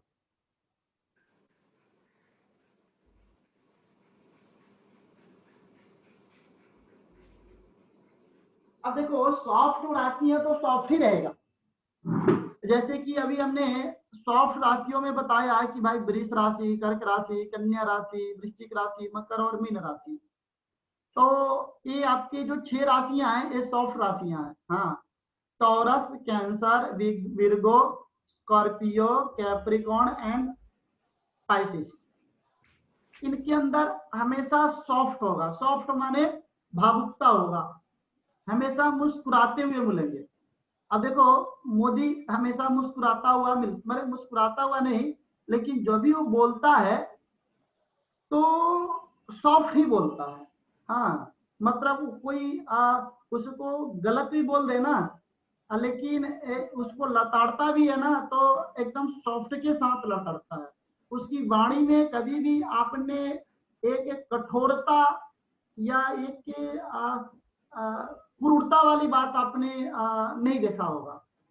जैसे हमारे 42 सैनिक पुलवामा में मार दिया गया, उस समय वो क्या बोल रहा है कि ये जो चिता की आग जल रही है, इसके बदले वो पाकिस्तान के बारे में कुछ अपशब्द भी बोल सकता, लेकिन नहीं बोला। उसने बोला कि जो चिता की आग जल रही है वही आग हमारे सीने में जल रही है।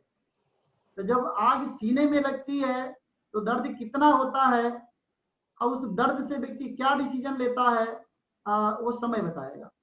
तो वो इस तरह से मतलब वो बात करता है।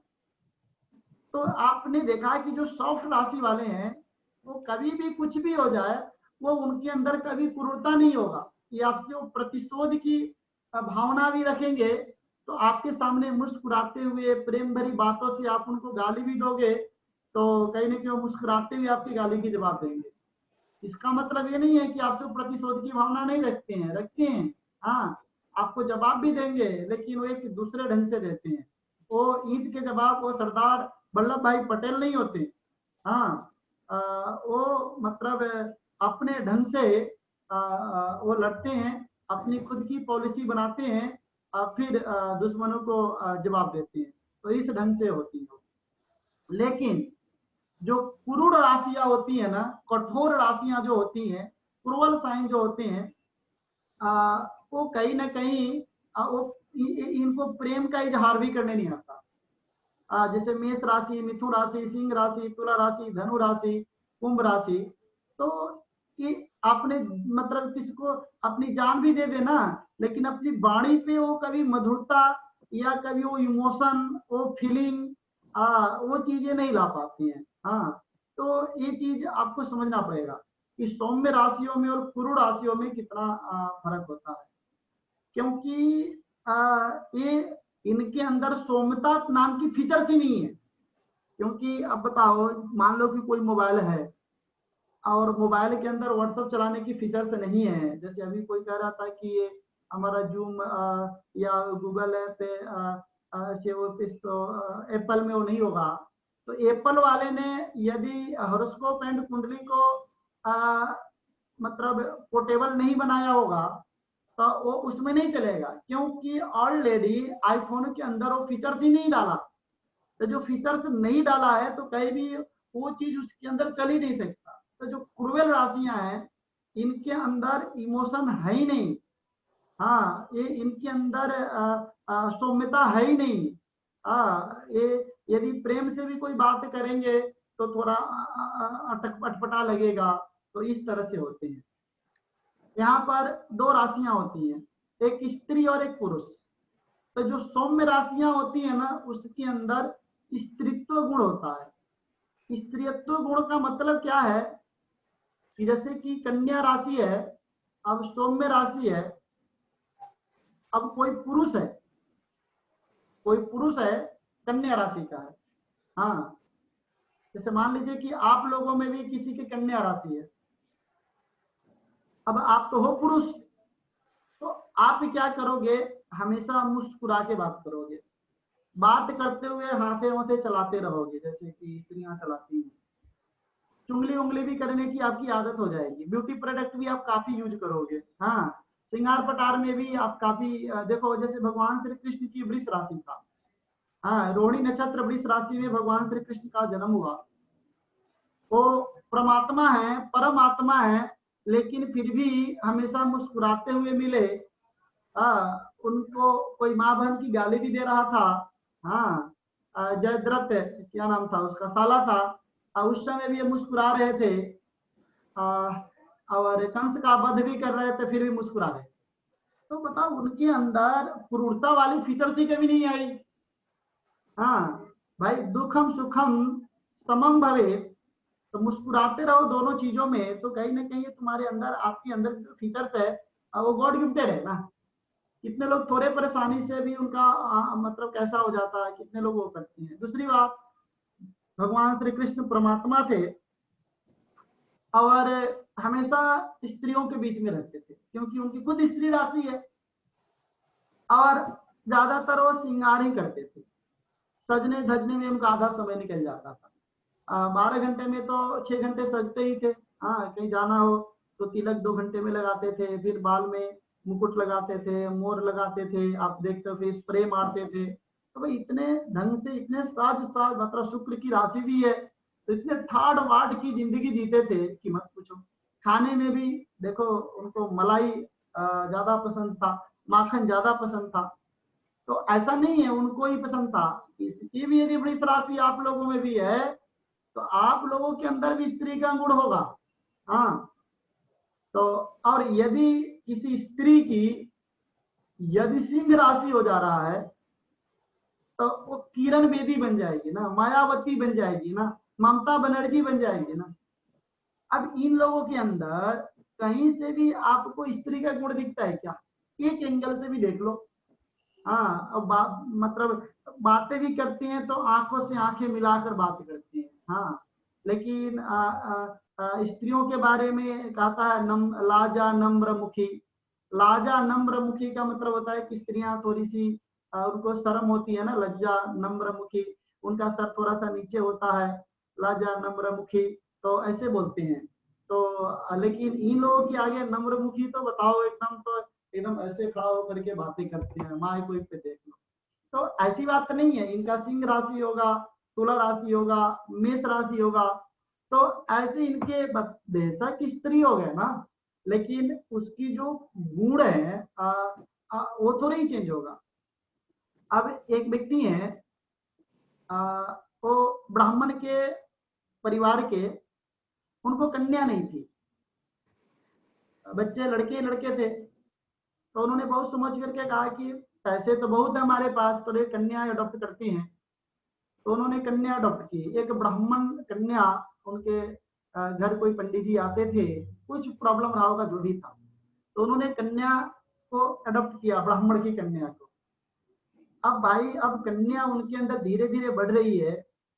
अब उनके घर यदि नॉनवेज बनता है तो ये जो कन्या मतलब पूरे घर को सर पे ले लेती है, तुम लोग कैसे नॉनवेज खा सकते हो, तुम कैसे ये कर सकते हो, तुम लोग साफ पागल हो गए हो, पागल के मतलब इतना उठा लेती है कि मत पूछो।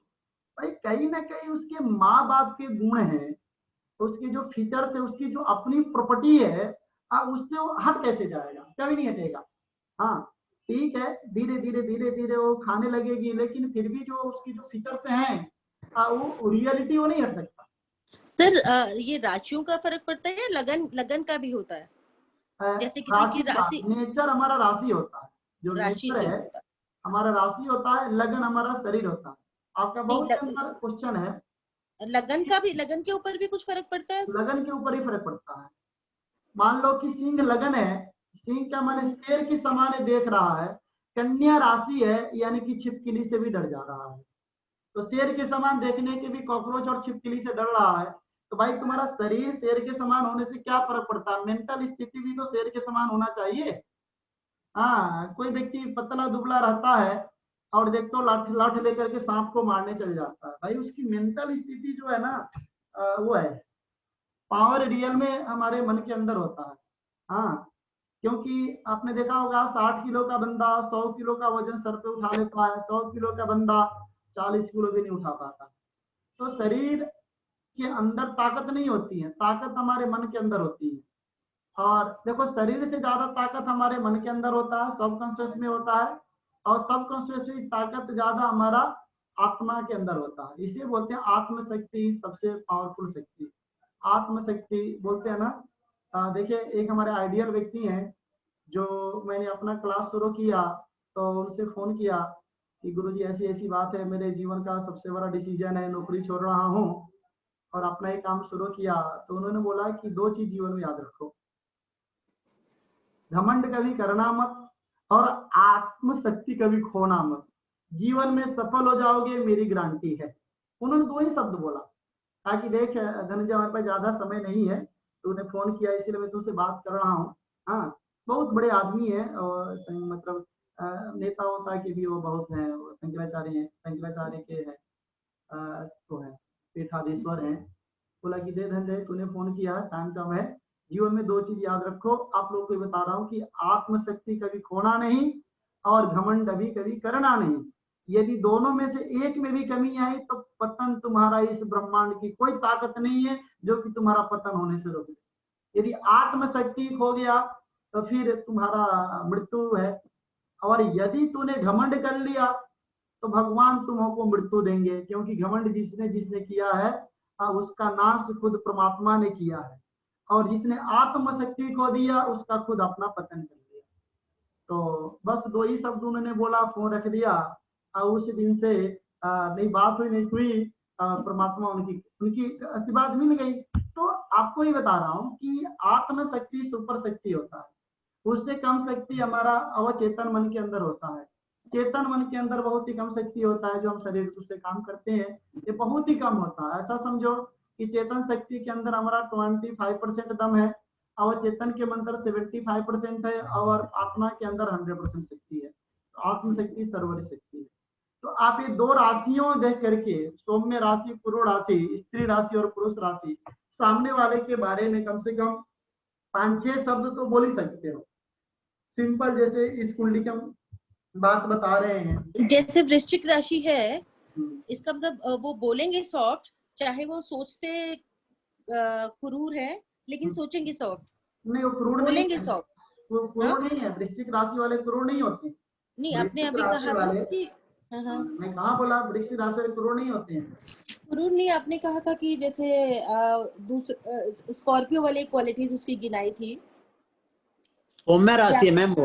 वृश्चिक, स्कॉर्पियो को बिच्छू बोलते हैं, वृश्चिक बिच्छू होता है। हाँ जी, हाँ जी, आपने कहा था ना ऐसे व्यक्ति आपके दिलों में बैठ के आपके सारे राज निकलवा लेंगे, बाद में आपको ही लात मारेंगे। तो क्रूर एक्ट हुआ ना ये। क्रूर नहीं है, क्रूर एक मतलब आपसे अपनी राज उगलवा ली, आपको छोड़ करके आगे बढ़ गया, आप उनके नजर में आप जीरो हो, आपके उनके नजर में जीरो हो, आपको क्या फर्क पड़ता है? वो तो आगे बढ़ गए, वो आगे बढ़ते जाते हैं। क्रूर नहीं, चालाक। हाँ, चला, अच्छा क्लेवर भी नहीं बोलेंगे, क्लेवर तो शराफत से क्यों ही क्रूरता है। हाँ, क्लेवर भी नहीं बोलेंगे, क्योंकि क्लेवर को शराफत से क्यों ही एक प्रकार की सामने तो वाला व्यक्ति समझ मतलब जाता कहा है। जाएगा। यदि आप चालू हो ना, तो सामने वाला व्यक्ति कहता है कि ये बहुत चालू इंसान है। नहीं, वो तो मतलब ही कहा जाएगा कि अपना काम निकाल लिए फिर आगे चलते बने। नहीं, मतलबी भी हम नहीं बोलेंगे। देखिए, एक स्कॉर्पियो की जो नेचर होती है, वो डंक तभी मारता है।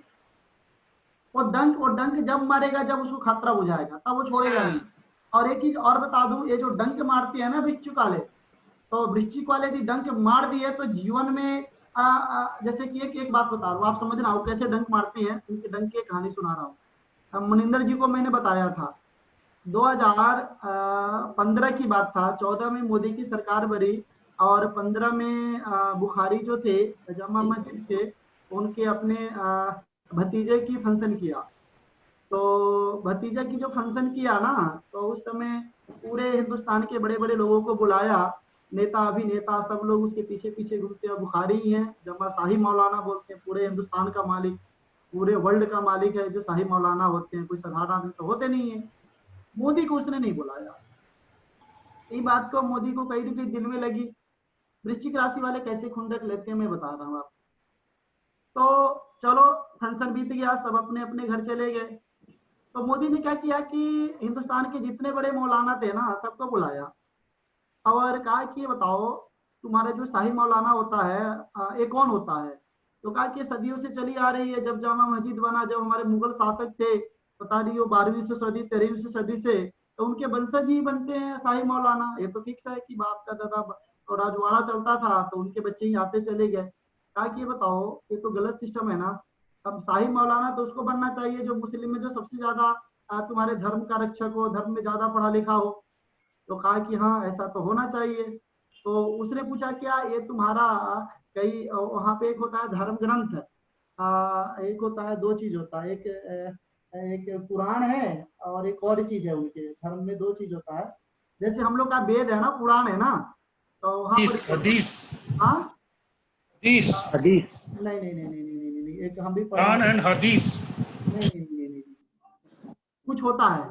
तो जैसे ट्रिपल तलाक है ना, ट्रिपल तलाक कुरान की बात नहीं है, वो उसमें लिखा है, उनके धर्म ग्रंथ में और में लिखा है।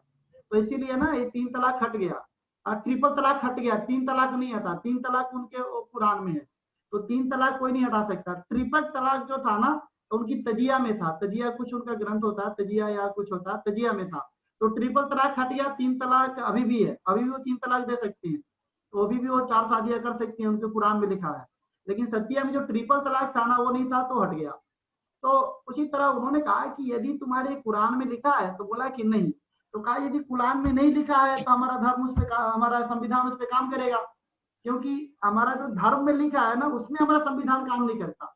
लेकिन धर्म के अलावा कोई भी जो चीजें हैं उसमें हमारा संविधान काम करेगा। तो कहा कि तुम लोग करे क्या, याचिका दायर करो और बिल पारित करो, हम उसको पारित करते हैं। तो 10 दिन के अंदर ये काम हुआ, किसी को कानो कान फर्क नहीं, कानो कान पता नहीं चला, और वो कानून बना कि हिंदुस्तान के जो सबसे ज्यादा पढ़ा लिखा व्यक्ति होगा वही मतलब हम लोग का शाही मौलाना बनेगा, पूरे हिंदुस्तान का शाही मौलाना बनेगा। अब बताओ ये डंक किसको लगी? आप समझे मेरी बात? तो यदि वो डंक मारता है ना, तो उसी के लोगों से डंक मरवाएगा जो उसके खास व्यक्ति हैं, और ऐसा डंक लगेगा ना कि वो व्यक्ति जीवन में कभी हटेगा नहीं। इसीलिए मैं बार बार आपको बोलता हूं कि जो वृश्चिक राशि है उनके सामने नतमस्तक हो, कभी भी उससे पंगा मत लो, नहीं तो आपसे वो काम कराएंगे और आपके ही कोई ऐसा व्यक्ति होगा जो व्यक्ति आपका ऐसी तैसी कर जाएगा। हाँ, और आपको उसको आकर के फिर से वो देंगे, वो कहेंगे बहुत दुख की बात है, बहुत दर्द की बात है कि आपके साथ ऐसा हो गया। लेकिन आप भी ये बात समझ रहे हो कि दर्द देने वाला यही व्यक्ति हो, बेशक निमित्त कोई और बना, लेकिन इतना पावर उनके अंदर होता है वृश्चिक राशि वालों का कि इस तरह के वो बड़े पैमाने पर मैनेजमेंट करके उस मैनेज को हैंडल कर लें और दुनिया को नतमस्तक कर दे। ये पावर और किसी राशि में नहीं होता। आपके परिवार में भी, आपके घर में भी यदि किसी के व्यक्ति की वृश्चिक लगन हो, वृश्चिक राशि हो, तो देख लेना वो व्यक्ति बहुत बड़ा व्यक्ति बनेगा, बड़े पैमाने पे सोच रखेगा, बहुत उन्नति करेगा। उसके बीच में अवरोध उत्पन्न करने वाले को ऐसे डंक मरता है कि उसकी वो खत्म हो जाता है।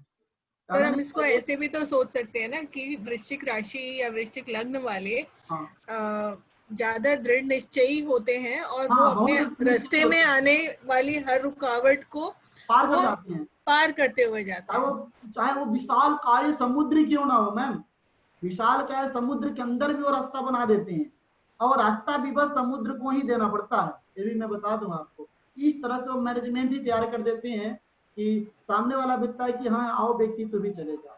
और यदि चले जाते हैं, अब जैसे बताओ जब से इंडिया आजाद हुआ था तब से पटेल संप्रदाय गुजरात में राज करते थे। पटेल संप्रदाय को नामो निशान गुजरात से मिटा दिया। 70 साल से कांग्रेस पूरे पृथ्वी पर राज कर रही थी, इंडिया में राज कर रही थी, जड़ीसोड़ से उखाड़ के फेंक दिया। तो अपने दुश्मन को वो व्यक्ति बहुत ही ऐसे में नहीं लेते।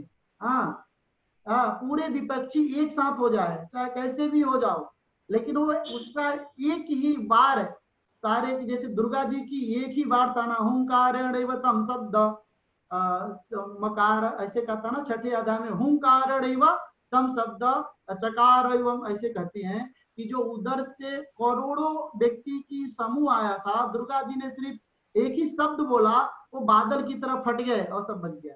तो इस तरह से दृढ़ निश्चयी होते हैं, मतलब सामने समुद्र से भी और सामने वो टकरा सकती हैं और उससे भी रास्ता निकाल, और अलग माझी की तरह बिहार वाला ना, तो इस तरह से वो व्यक्ति होती है, अपने जीवन में बहुत आगे जाती हैं, बहुत लक्ष्य को प्राप्त करती हैं। हाँ, लेकिन और भी सारे कंडीशंस हैं, एक कंडीशन में नहीं बता रहा हूँ, और भी, लेकिन उनकी राशि में उनकी नियत, उनकी ऐसी फीचर्स बन जाती है। मेरी तो राशि भी वृश्चिक, वो लग्न वृश्चिक है और कन्या राशि है। हाँ, तो थोड़ा सा कहीं ना कहीं थोड़े बहुत तो उसके गुण आएंगे ही आएंगे। हाँ, 50% तो आ ही जाएंगे, 100% ना आए तो 50% तो आ ही जाएंगे। चलिए, यहाँ पर इसकी जो राशि है आप देख रहे हो, कर्क राशि है, तो कर्क का मतलब ये सौम्य राशि है, तो इसके अंदर सौम्यता भी है। हाँ, और स्त्री राशि है तो वात्सल्यता भी है, तो ये व्यक्ति के अंदर सौम्यता भी है, वात्सल्यता भी है, तो ये सौम्य भी है और वात्सल्य भी है। हाँ, इमोशन भी है, इसके अंदर इमोशन भी है, दिल भी है, और छोटी छोटी बातों पे आंसू निकालने वाला व्यक्ति हो जाएगा। तो ये सारे के सारे जो चीजें हैं इस व्यक्ति हो सकती है। तो मैं बता रहा हूँ, यदि राशि का नेचर के बारे में यदि ढंग से आपको पता हो जाए ना, तो फिर आप आगे बढ़ सकते हो। अब आते हैं सेकेंड टॉपिक, राशियों का स्वभाव।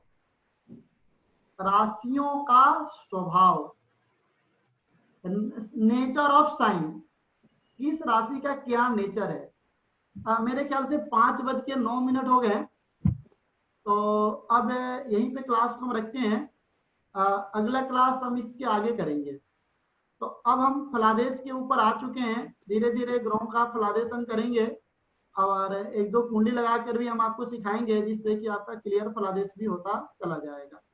अब आपको कुछ रटने उठने की आवश्यकता नहीं है, लेकिन मैं फिर से उन लोगों को कहता हूं कि जो पिछले क्लास में हमको लगन निकाल के नहीं बता पाए, तो कम से कम अपनी या अपने परिवार की 2-4 लगनों की कुंडली बनाने का प्रैक्टिस कर लें, क्योंकि वो ज्यादा इंपॉर्टेंट है।